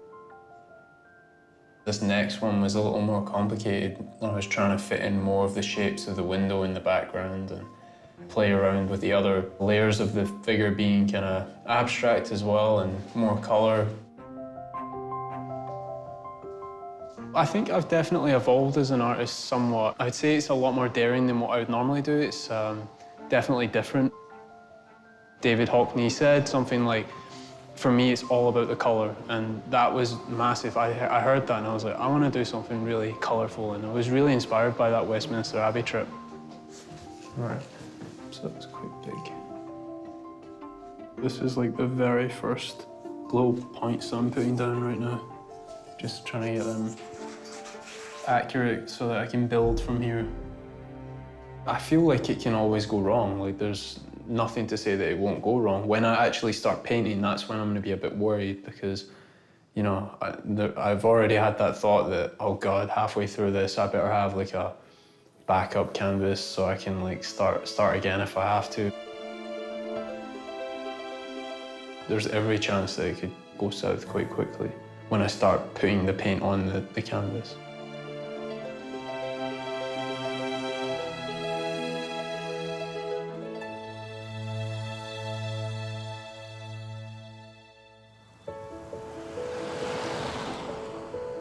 The day of the unveiling at the Scottish National Portrait Gallery has finally arrived. After many sleepless nights and a round-the-clock painting marathon, Callum completed and delivered Nicola's portrait in the nick of time. The paint on the canvas is still wet.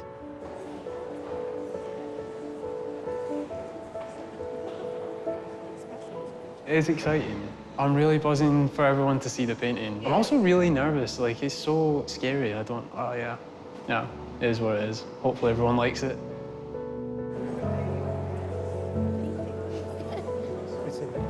There's a meticulous attention to detail in Callum's portraits, but we saw in his commission of Kelsey just how he can ramp that up to make the most beautiful stories.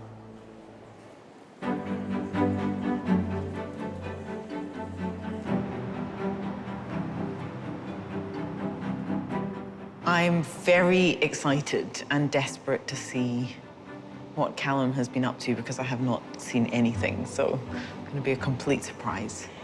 This is Nicola. Just away. No. The fact that I'm taking part in an event where I don't have to play something incredibly difficult is just such a pleasure for me. I can just relax and enjoy it. I'm so happy that my dad's here with me today and, yeah, excited for Callum. I'm incredibly excited, but also frightened a bit. You know, Callum's an incredibly young artist, but it's the end of a very long journey we've all had together, and this is the culmination. We're standing in this beautiful building with this fantastic, you know, collection of great portraits, and I can't wait to see what Callum has done, and I'm sure it's going to be perfect here. There is a very interesting phenomenon, though, about a commission like this, because a brilliant artist is selected, a great subject is selected, they get together, and ultimately it's all down to the chemistry between them. We have to let go, we have to step back, and we're about to see if that chemistry works. You're very welcome, everyone, and I know you're anticipating this very important moment, but I'm just going to prolong the expectation a moment longer while we find out something about what went into creating it. So, Callum, how long did you work on this painting? So I had about 16 days, give or take. And you had longer than 4 hours, though. Yeah, exactly. That was the main thing. And what did it feel like being painted while you were playing? Did you have to move around in a particular way? No, not at all, actually. It was quite a meditative experience for me, having someone who is inside a completely different form of art, but so focused on what they're doing, observing what we're doing, which is making sound. So the combination was actually really comfortable. Did you see any of the work as it was being painted? I have seen absolutely nothing. Right. Nothing. So no input, you weren't asked your opinion? I wasn't, actually. Right, well, OK, I can't wait any longer. Let's have a look. Time to see the portrait of Nicola Benedetti by our Portrait Artist of the Year, Callum Stevenson.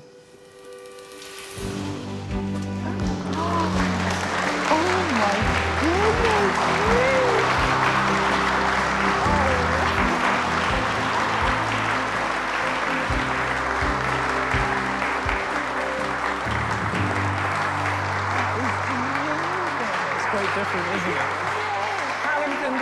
Congratulations. But first of all, Nicola, your reaction. I'm really overwhelmed, actually. I mean, it's just so powerful that yeah, wow, really amazing. Yeah. I'm not being articulate because I'm quite overwhelmed. I can see that, yeah. It's so contemporary. It's like a solitary thing to practice and play an instrument, and I think you just have captured that, and the light, and wow, I'm so blown away. I just can't glad believe you it. like it. Lost in music. I'm speechless. And the credible colour palette.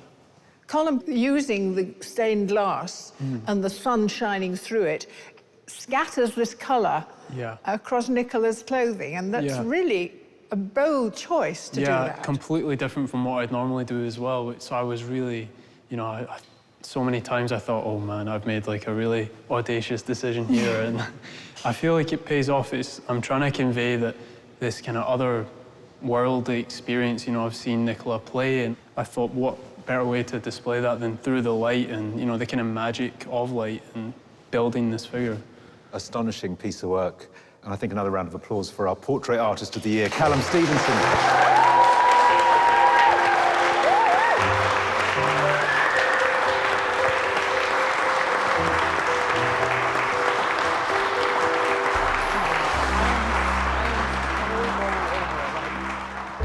This is not what we were expecting. Yeah. I thought, as the curtain opened and I saw the yellow, I thought, this is wrong. Yeah. And then, as the whole painting came into view, you took us into a completely different colour harmony. It was really extraordinary sort of shift. It is out there, isn't it? Oh, it is. Like I said, it was a massive risk. I felt like it was a risk anyway. It's got such a pitch. It's like the overtones in music. It is miraculous. I mean, it is extraordinary. Glad you like it. Total shock, but in a really good way. I mean, really startled, because it's such a strange painting, but on a fantastic level. Yeah, I mean, it's bold, it's brave, it's loud, but it's also intimate and personal at the same time. And I love the pixelation. It's almost like music notation as well. Yeah. So it's sort of, you feel like the musicality of the brushstrokes as well as they go across. And it feels like it's filled with passion for the pair of you, actually. So, Christopher, we picked you a good winner. I think it's extraordinary. I don't think it was what any of us were expecting, and so the surprise element is key. And I love the electric colour scheme as well. Very, very dramatic, very arresting, and I think will be really interesting when we think about how we place it in the galleries. It's a picture you actually want to see from a distance and come closer to, and your view of it changes over time, and as you get to know it, I think. Amazing. It's fantastic, actually. I think it really captures her essence. It makes me wonder what she's playing when I look at it. It's a massive achievement, and it's quite surreal, actually. It's my wee boy, and he's done all this, and it's been absolutely amazing. The whole family is delighted for him. I'm very proud. He's going to go from strength to strength now. And he's young yet. He's got much to learn as well, I would imagine. So, well done, Callum. Everything about what he's done surpassed all my expectations. I absolutely love it. And my dad was crying, so that's an excellent sign, because he's been emotional about it. You know, he absolutely loves it. He's taken about 400 photos of it already. The colours are amazing. I'm really impressed. Weight off my shoulders. I was just ecstatic when Nicola seen the painting, to see her reaction, and, you know, it was a good one. That was all that really mattered to me. And to have a painting in the Scottish National Portrait Gallery is amazing. I can come visit it whenever I want. I mean, that's just brilliant. I would never have imagined that this could have been possible for me, so I'm gonna go and have a good dinner tonight and a couple of beers and, yeah, chill out.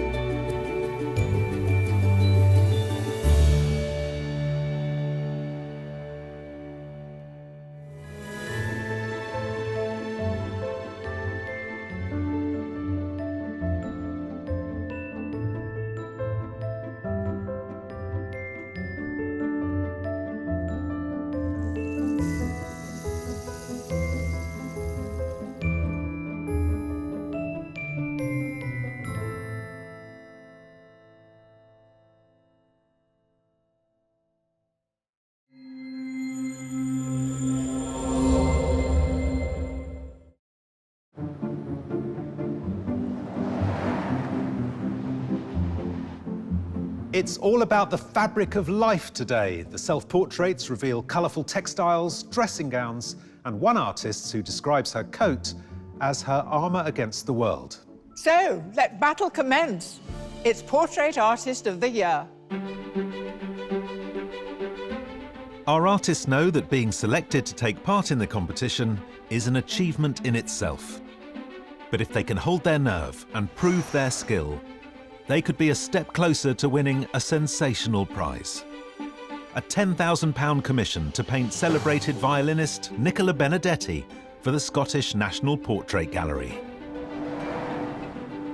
And of the 9 artists taking part today, 2 are professional. Adelina Cannoli and Sarah Harvey. Well, usually I do the eyes first. And today you just thought, I'll just wing it because there's 40 people around. Today's the day. And 7 are amateur. Sophie Spreadbury, Mish Fernandez, Lucy Bartholomew, Kevin Judge, Liam Dugan, Will Terry, and Lee Roberts. I had her all in, and then I realised her head would be about that big. I don't think we've had anyone who's not put the head in before.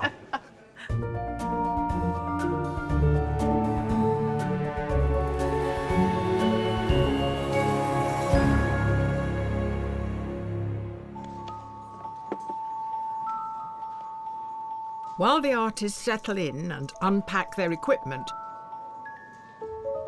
the judges review their original submissions. So we have 9 self-portraits for you. Let's start, as I always like to start, with a man with a piece of crumpled paper on his head. It's got this really contemporary feel to it. Actually, for me, the star of the show is the shadow. I mean, that is like a double portrait.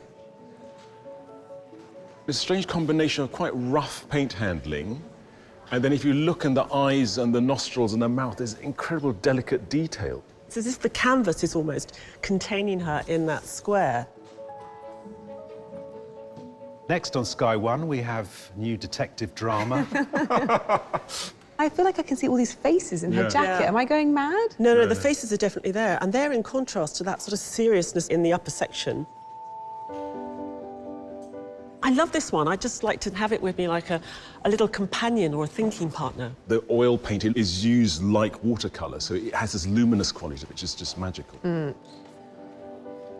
Well, this is arresting. It is arresting because it has all these sort of contradictions within it. I think this is one of the most distinctive and compelling self-portraits we've ever had. What on earth are they going to do today?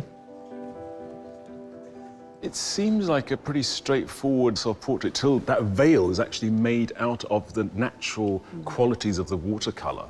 So the artist is playing with the material itself. Yeah, I love the reds and the blues that are dotted across her coat. Beautiful colours.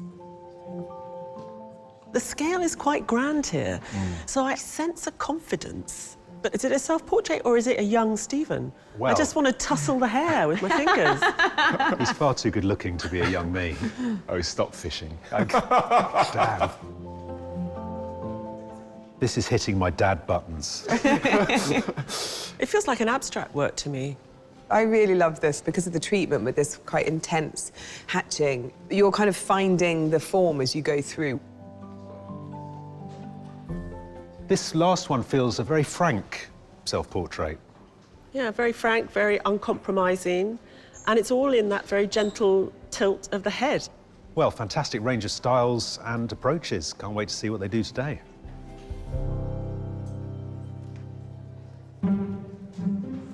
Eager to get started, it's time for the artists to meet the celebrity sitters they'll be painting today. Artists, since winning over viewers as a no-nonsense police officer in Life on Mars, your sitter has gone from strength to strength, tackling everything from comedy to gritty historical drama. It's Philip Glenister.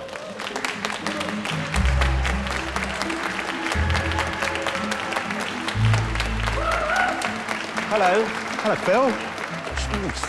My chair. This is your home for the day. I was expecting a bed, Steve. Oh, really? So you're intending to be fully alert and giving today, is that the plan? I'll try. Are you artistic yourself? Well, I actually trained as a draftsman. Did you? I could do quite detailed drawings of buildings and stuff like that, pen and ink. Well, that'd be interesting then. I am going to leave you in the capable hands of your artists. Thanks, Dean. How do you want me? Comfortable. Yeah. So, I just can't... Yeah, great. That's dynamic. Artist, your sitter is a hugely successful stand-up comedian.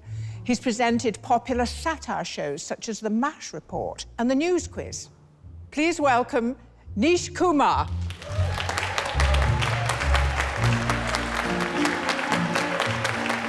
Hello, hi everybody.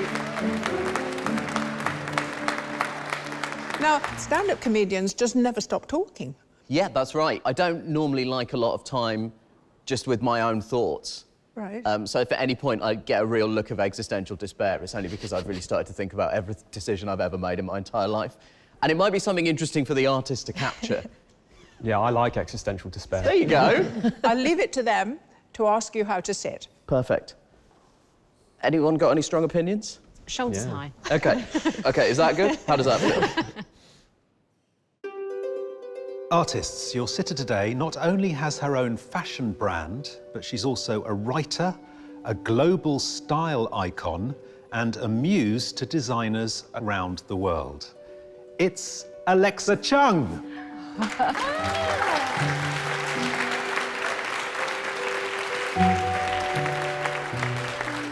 Hello. How are you? I'm all right, how are you? Thanks for the nice intro. Not at all. Lovely. You spend a lot of time, I imagine, thinking about how you present yourself to the world. And of course, the control is very much in the hands of the artist. I know. It's going to be exciting. I'm quite used to being photographed, and that's usually a bit more collaborative. But it's going to be amazing to sort of relinquish control and see what happens. Well, your artists are going to pose you, so Great, I yeah. will leave you to get on with that. Good luck. Thank you so much. Thank you. OK. So they say don't cross your legs. Don't cross my legs. Don't cross your legs, OK, you'll get a dead difficult. leg. You might end up with, like, sleeping legs. OK. God, it's so my instinct to cross them. Is this OK? Yeah, it's fine. Yeah.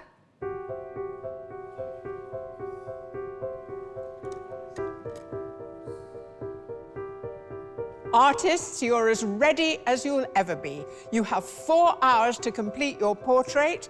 Good luck to each of you. Your time starts now.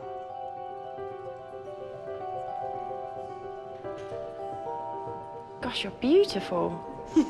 Thank you. Can I get one with you smiling? Oh, no teeth? Teeth are really hard.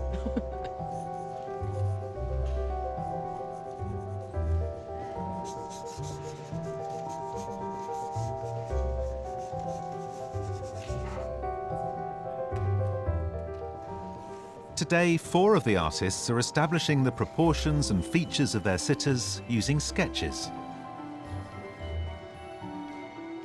whilst the rest are finding form more loosely with paint. But this free and easy approach doesn't seem to be working for one artist. How you getting on, Sophie? Yeah, I'm struggling a bit, though Okay. I don't think my brain's working properly. Really? I'm just trying to kind of find a likeness. I still feel not quite grounded in the reality of what's happening. Amateur artist Sophie Spreadbury lives in London and works as an actor. She took up painting just a year ago, and her self-portrait in oils took 5 hours.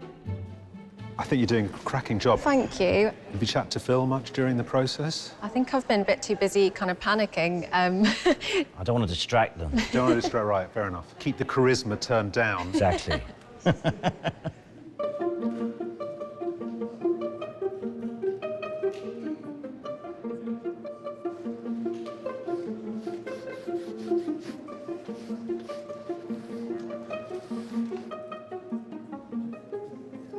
When I start painting, I usually panic for about 10 minutes and then eventually do acrylic base, and then I'll go in maybe a pencil drawing, and then on top of that I'll do oils and just try and make it as kind of descriptive and as colourful as possible. Liam Dugan grew up in Aberdeen and has previously worked as an interior designer. He now takes portrait commissions via social media and dreams of publishing his own art book. Your submission is very eccentric. Tell me why. The long answer is it's inspired by Van Eyck. The other answer is I was just playing around with some paper and put it on my head. Now, the famous Van Eyck, he has a turban made of red fabric. You are using paper. Yes, I think there's a great sense of solidity in older style portraits, but I think the way that I actually paint is a bit more contemporary than that. So what do you think your main challenge is today? Maybe getting that likeness within the time. I say that's probably the biggest challenge. Well, I won't keep you any longer. Thank you very much. How a sitter moves can help inform an artist's portrait, so most don't mind a bit of fidgeting, as long as it's done in an orderly manner. Am I keeping still enough for you? If I just ask you to keep individual body parts still, and you can wriggle the rest of you. Lee, is this your second go? Yeah, I did a quick charcoal just to try and get my eye to understand the proportions. Yeah. And I really like the contrast of her wonderful angular legs and then these great big shiny shoes. She reminds me of a Picasso.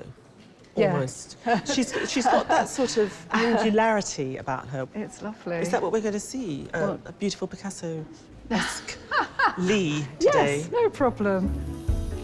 Lee Roberts is a former art director who returned to painting 5 years ago after being diagnosed with cancer. In her submission, Lee is protected from the world by her oversized coat, with the hidden faces on the sleeves symbolizing her tendency to feel self-conscious. It's great that you're giving us a full length. She's just such a wonderful shape.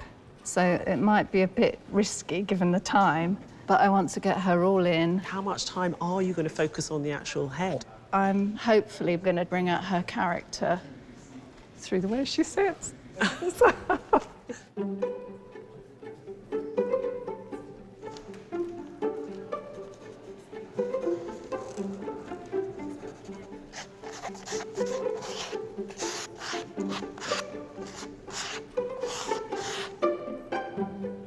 I'm quite pleased with the background, actually. I mean, it is blue, but there are warm tones. And I think I'll pull out some of, like, the pinks and the mauves and the purples. And then I'll be painting with my hands. It's a nod to Gerhard Richter, just kind of that smearing of the paint and creating, like, a lot of movement. It will be a little bit messy to start with, but it will start making sense. Part-time registrar Michelle Fernandez from Lincolnshire is better known to her family and friends as Mish. Preferring not to sketch or grid, she mapped out the face in her self-portrait using her fingers, a technique she's sticking with today. So is it quite instinctive at this stage, and then you tighten up? Yeah, definitely, yeah. And this is as important to you, is it, as, I don't know, getting the eyes later?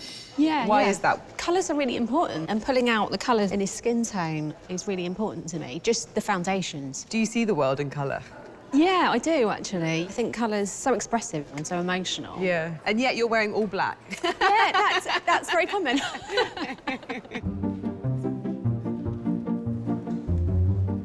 The artists are almost an hour into their challenge. Here you've gone quite large. What was behind your thinking? I've got a big head.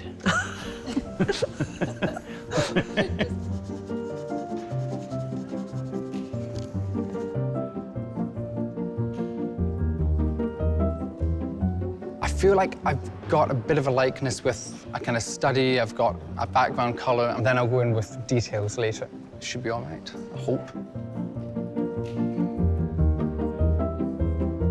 I'm happy with her head sitting on her body. I really want people to see Alexa, but also convey the feeling of Alexa.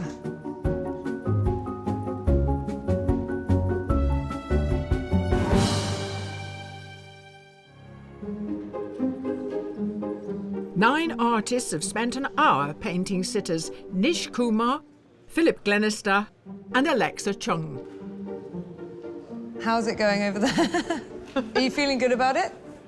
Well, I don't know. I don't know. I want you to say, oh yeah, this is the best thing I've ever done. Yeah, this is the best one ever that I've ever done. Great.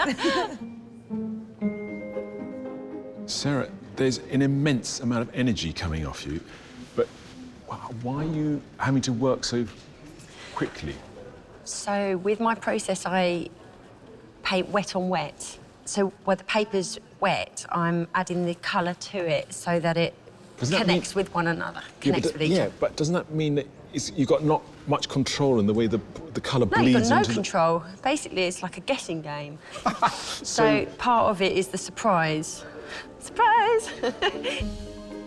Professional artist Sarah Harvey specialised in large-format oil paintings before recently switching to watercolours. Her self-portrait shows Sarah wearing a dressing gown, reflecting the exhaustion she felt during the recent national lockdown. In your submission, you make that veil. And so there's a kind of sense of once you've caught the essence of the person that you then start sort of messing around with it. Yeah. Will that happen with today's portrait? I think possibly. I'm actually mainly an oil painter, and I've always been interested in pulling the painting back and then painting back on and then pulling it back. I don't know quite how it's going to turn out, but we shall see.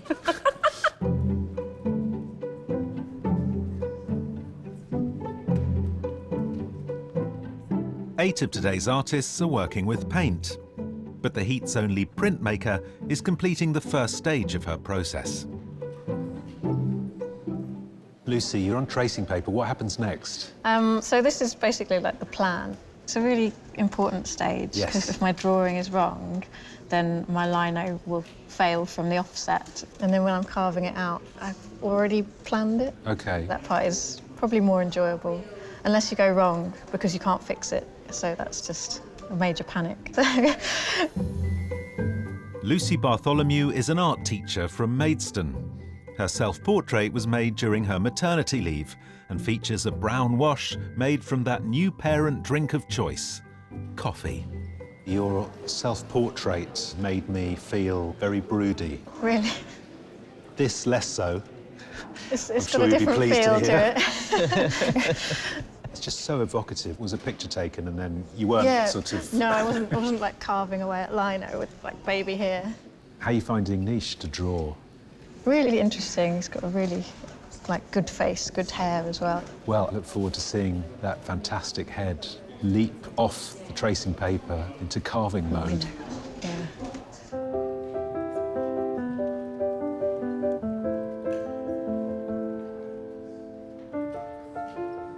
Adelina, do you always start your portraits with the eyes? Yes, I do, usually from the eyes. It's the strongest feature of the face, I believe.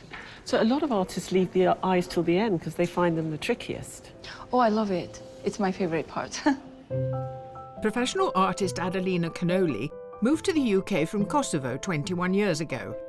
Now living in Leeds, she's painted 2 of the city's Lord Mayors, and her self-portrait in oils took 8 hours to complete. One of the things we really loved about your self-portrait was that really sort of delicate tilt of the head. It had a tension to it. Here, you could face on. What led you to take that pose? That's what I see, so that's what I'm drawing. You're not painting what you see in the background, though. That's very white, a bit like your self-portrait. I wanted to have a contrast between the skin and the background. Well, it's a fantastically strong presence already, so well done. Thank you very much.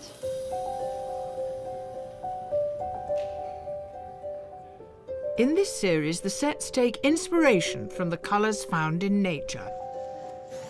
So where do we start today? We've got the sea. So here with Philip, you've got this beautiful turquoise water. We could be in the Caribbean, maybe.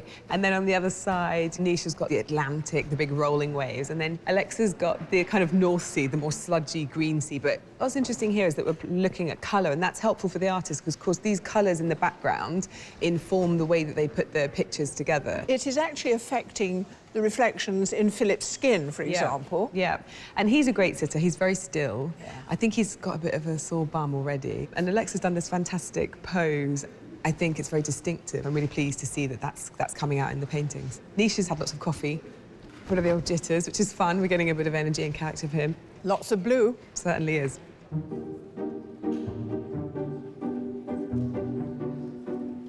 It's going well. Well, my numb bum is no longer numb because I've got a cushion. Because I'm a delicate little thing.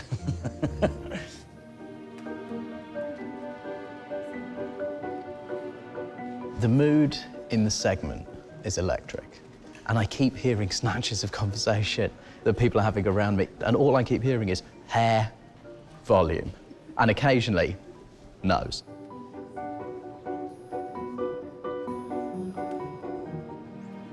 It's actually very relaxing. I'm just pretending that I'm on a long-haul flight, but with terrible service. And zoning out, yeah.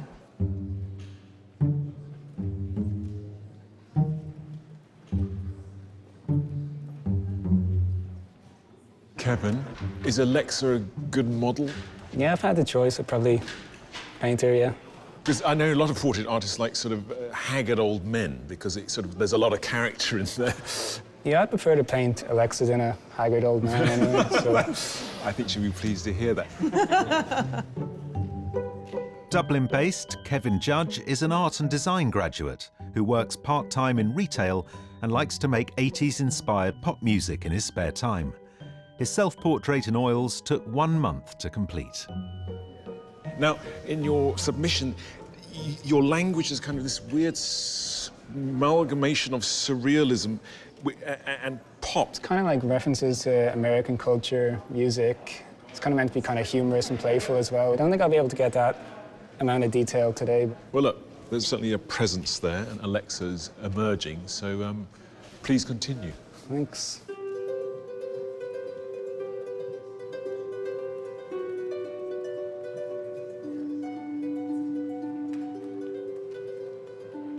So, Will, there's a lot of dark paint on that canvas. Yes, well, there's a lot of hair. Are you going to change the background at all? I'm not sure whether the blue, because it's so strong and vivid, that it might take away from the actual face itself. I might do a little bit more of his suit, because at the moment he's still a little bit of a floating head, which I'm worried about. 18-year-old Will Terry from Reading is soon to begin studying for a degree in animation. He's currently enjoying a gap year, which allows him time to focus on his painting, as well as his other favourite hobby. Now, I've noticed that there's a tennis bag down here. Well, I am a keen tennis player and tennis coach, and I thought, well, I don't really have many large enough bags to take a tripod and all my brushes and paints, so... I'm sorry we couldn't have a tennis player sitting for you today. Oh. Andy Murray would have been good. Andy Murray would have been amazing. Sorry, Nish, but...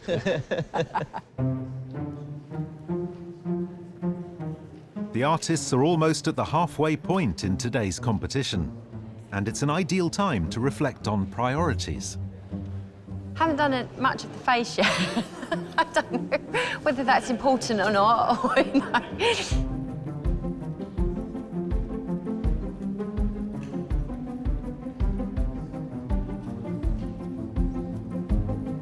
I'm trying to do the hair. I quite like my work a bit unfinished, but you can't ignore your hair, really.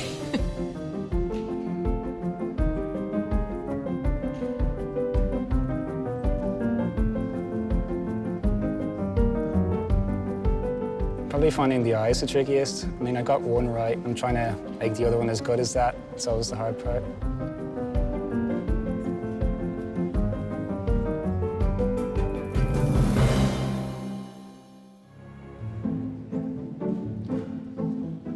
Today's artists are painting Alexa Chung, Philip Glenister and Nish Kumar. Is it right if I get close to you? I just need your face for reference to the colours. Right, OK. Yeah. It's all just an excuse to get close to you, really, but... Listen, I've got a natural magnetism. Well, judges, halfway through, how do we feel about their efforts so far? I think we've got a great bunch of artists. They're all doing really well. So we've got Philip being painted by Liam, Adelina and Sophie.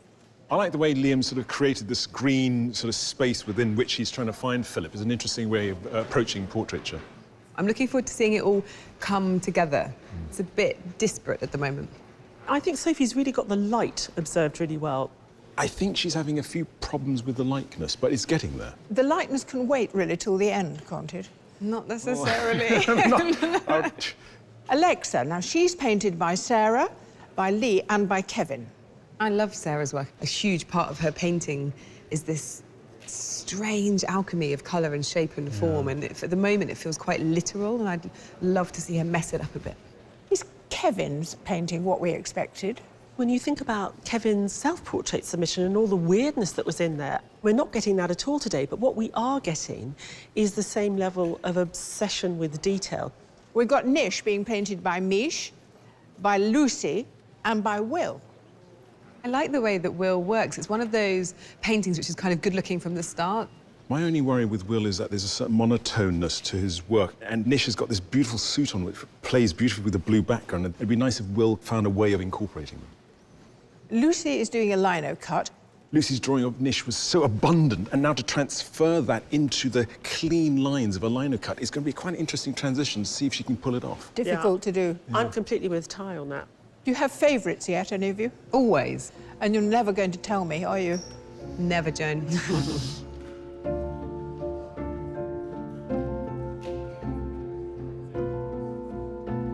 Well, it's been fascinating watching the kind of 3 different approaches. I've heard talk of Lee having gone for the full length, so I hope my kneecaps have a gorgeous starring role.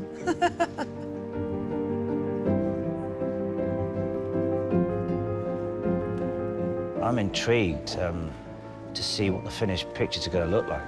I might be horrified. Am I allowed to tell them off? Say it's rubbish?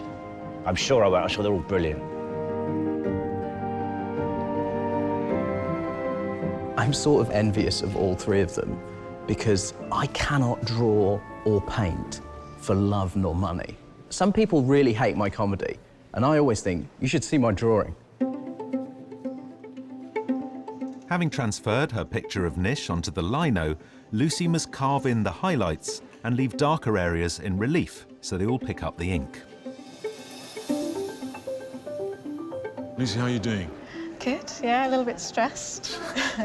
We have no idea what it's going to look like till the very end. And so if you say you're stressed, we feel stress for you as well. When do you think you're going to get the first print of it? I need about 20 minutes to do a print, so that's my absolute cut-off point. That's my deadline. That may well happen. Holy schmoly. OK, well, Lucy, thanks for keeping us all on edge.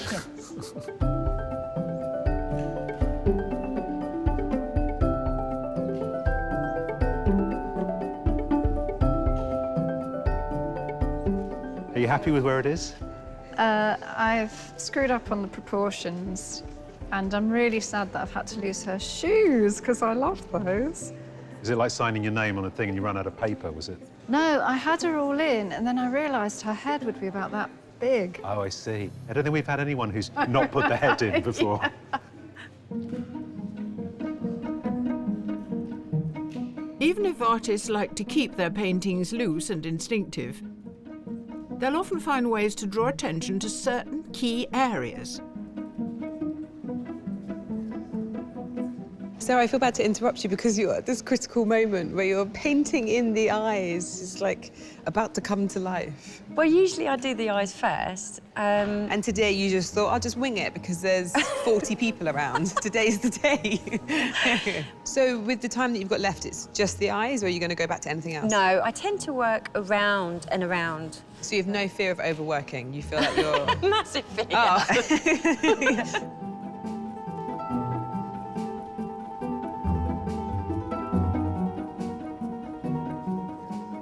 Mish, in your self-portrait, there's a similar blue background from which you emerge. So do you like creating, setting the scene and then the figure appears? Is this how you always work? Yeah. I have to have something to work from, I think, for me. Work from or work against? It's kind of... Against, maybe, actually. Yeah. It's rather magical out of this chaos and the noise you created that there is a rather wonderful head coming to the fore. So I'll let you continue. The artists have just half an hour left to complete their portraits, and Lucy is inking up the lino, ready to attempt her first print.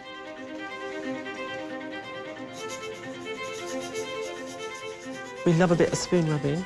Are we nearly there? Yeah, so I'm going to just peel back a little bit. See, that's a bit patchy. So what I might do is ink it up again, and the second layer is often a little bit sort of cleaner.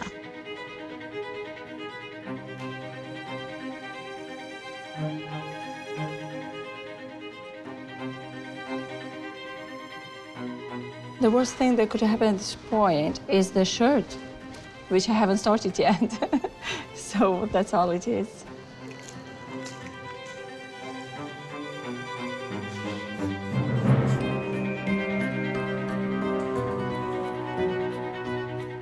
I haven't quite gotten her eyes right. Pressure's suddenly started to get there.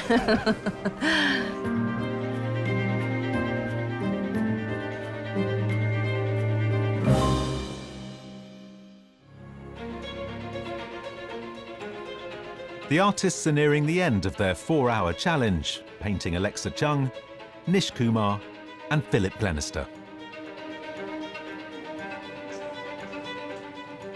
I feel okay about it. It's just perfecting all the finer details and trying to make sure that the character of the person really comes out. I would ideally like another 10 hours.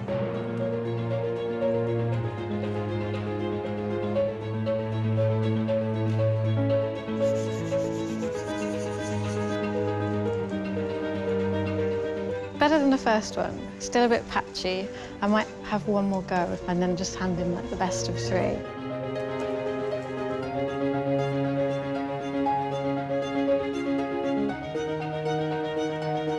Artists, you have 5 minutes to go.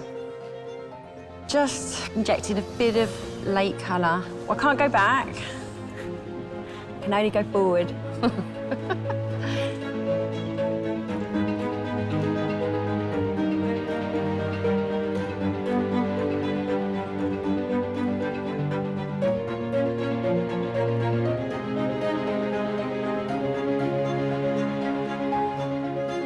I'd love loads more time on it, but yeah, it's a painting.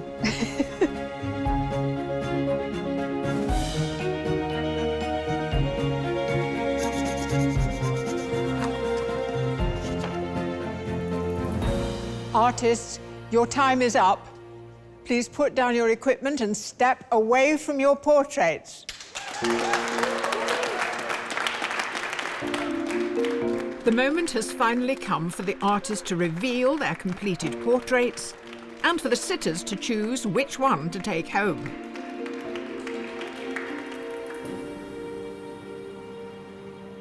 Alexa, you survived. I did. Do you have any sense of what's waiting for you out there? No, I'm very excited to see mine. Right, well, let's not put this off any longer. Artists, could you please turn your easels? Oh my God! Wow, they're all so different. Aren't they just? Yeah. It's bold and it's really striking. And I love just the of green. Yeah. I think it's so nice. Fantastic. Thank you so much. I love that the whole dress is in there, my gangly legs. But yeah, it's fantastic. Thank you so much. I love this kind of blindfold situation. Yeah, the streak like a across the masquerade eyes. ball. Fantastic. Right, well, you have to pick one now. It's genuinely difficult because they all appeal in different ways, but I think I'm gonna go with Lee. I'm gonna go with this one. Well on, Lee.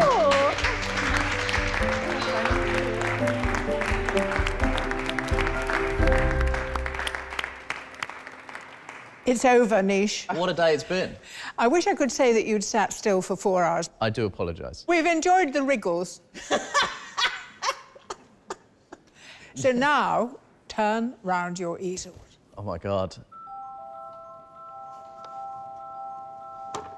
Oh my God, they're great. These are really brilliant. I'm properly, like, blown away. You've made me look like a Bollywood star from the 70s.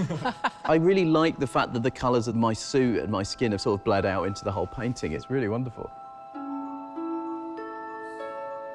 The texture is incredible.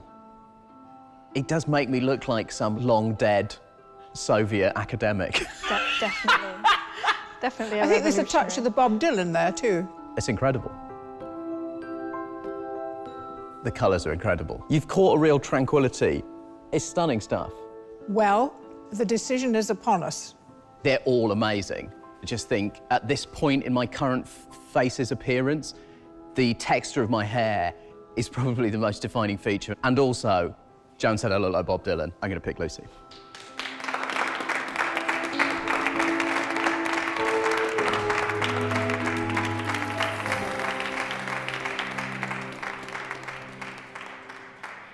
Artists, can you please turn your easels?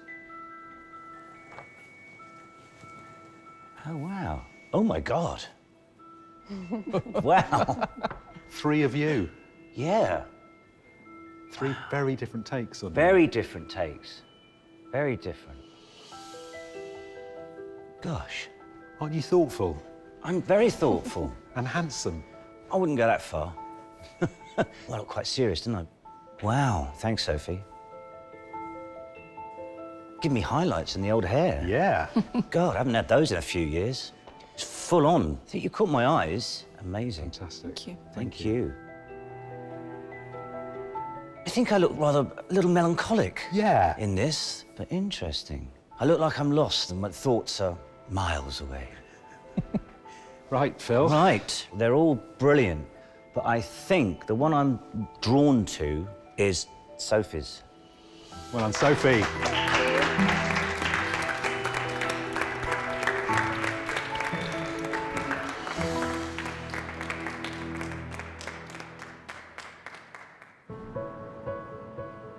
While the artists compare notes on the experience, the judges get to examine their work more closely. I'm really pleased that Liam managed to find more of a likeness. I think the positioning of Philip in this canvas is lovely. There's a kind of shadow of movement as a painting. It's really interesting and mysterious. Adelina's portrait is really arresting. But it's almost as if there's a smaller Philip inside a larger Philip. She sort of expanded him. I thought the way in which Sophie put Philip in that bottom right-hand corner was really, really effective. But she didn't quite get the face right on that far side, but beautiful passages of paint. I definitely think that Misha's caught the conviviality of Nish. I think the energy is really to be applauded, actually. I think what Lucy's done is extraordinary. She's a printmaker, but she's got a really good understanding of drawing, really fun, loose line, which you're just not used to seeing in this kind of medium. You've got Che Guevara meets Jesus here. I absolutely love it.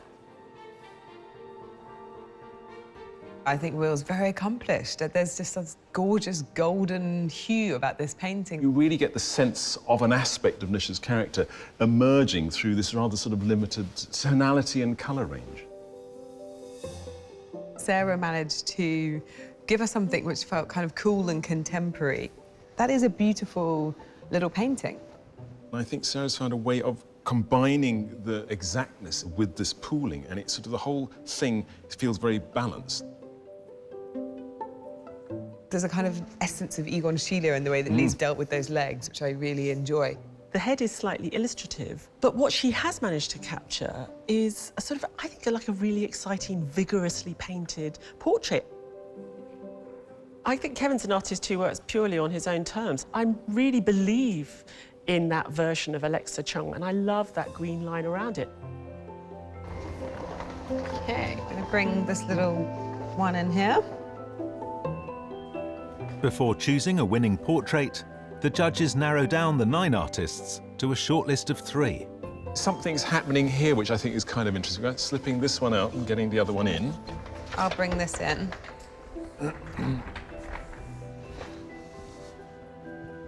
They look gorgeous together. I'm really happy with that top 3. I think we've done remarkably well given the quality that we had there. Artists, you've each produced really impressive work today.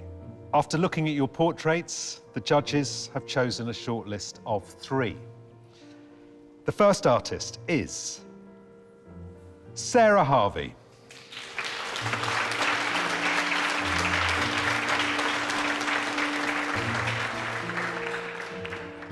The second artist is Liam Dugan.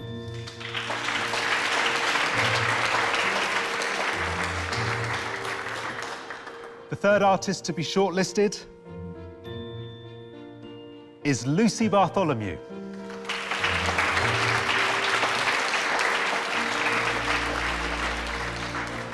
I'm feeling really positive. I think it was a brilliant opportunity and so much fun. It's been amazing to work alongside artists that are so talented. Very inspiring, very, very inspiring.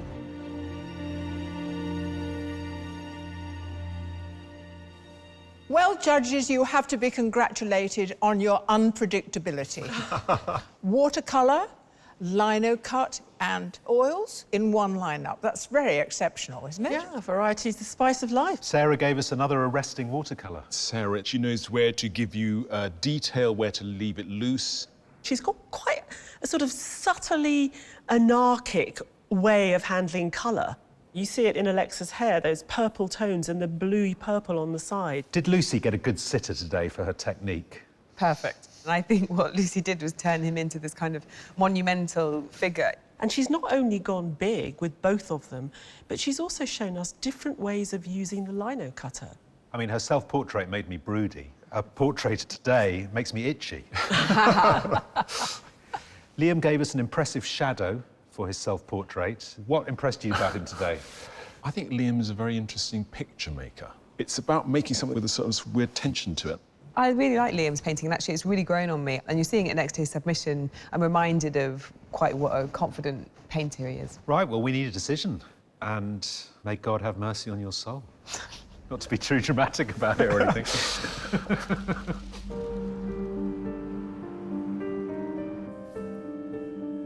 Sarah, Liam, Lucy, you've done enormously well to get to the shortlist. However, only one can go forward to the semi-final. The artists that the judges have selected used their medium in a contemporary way to create a distinctive portrait. And that artist is Sarah Harvey.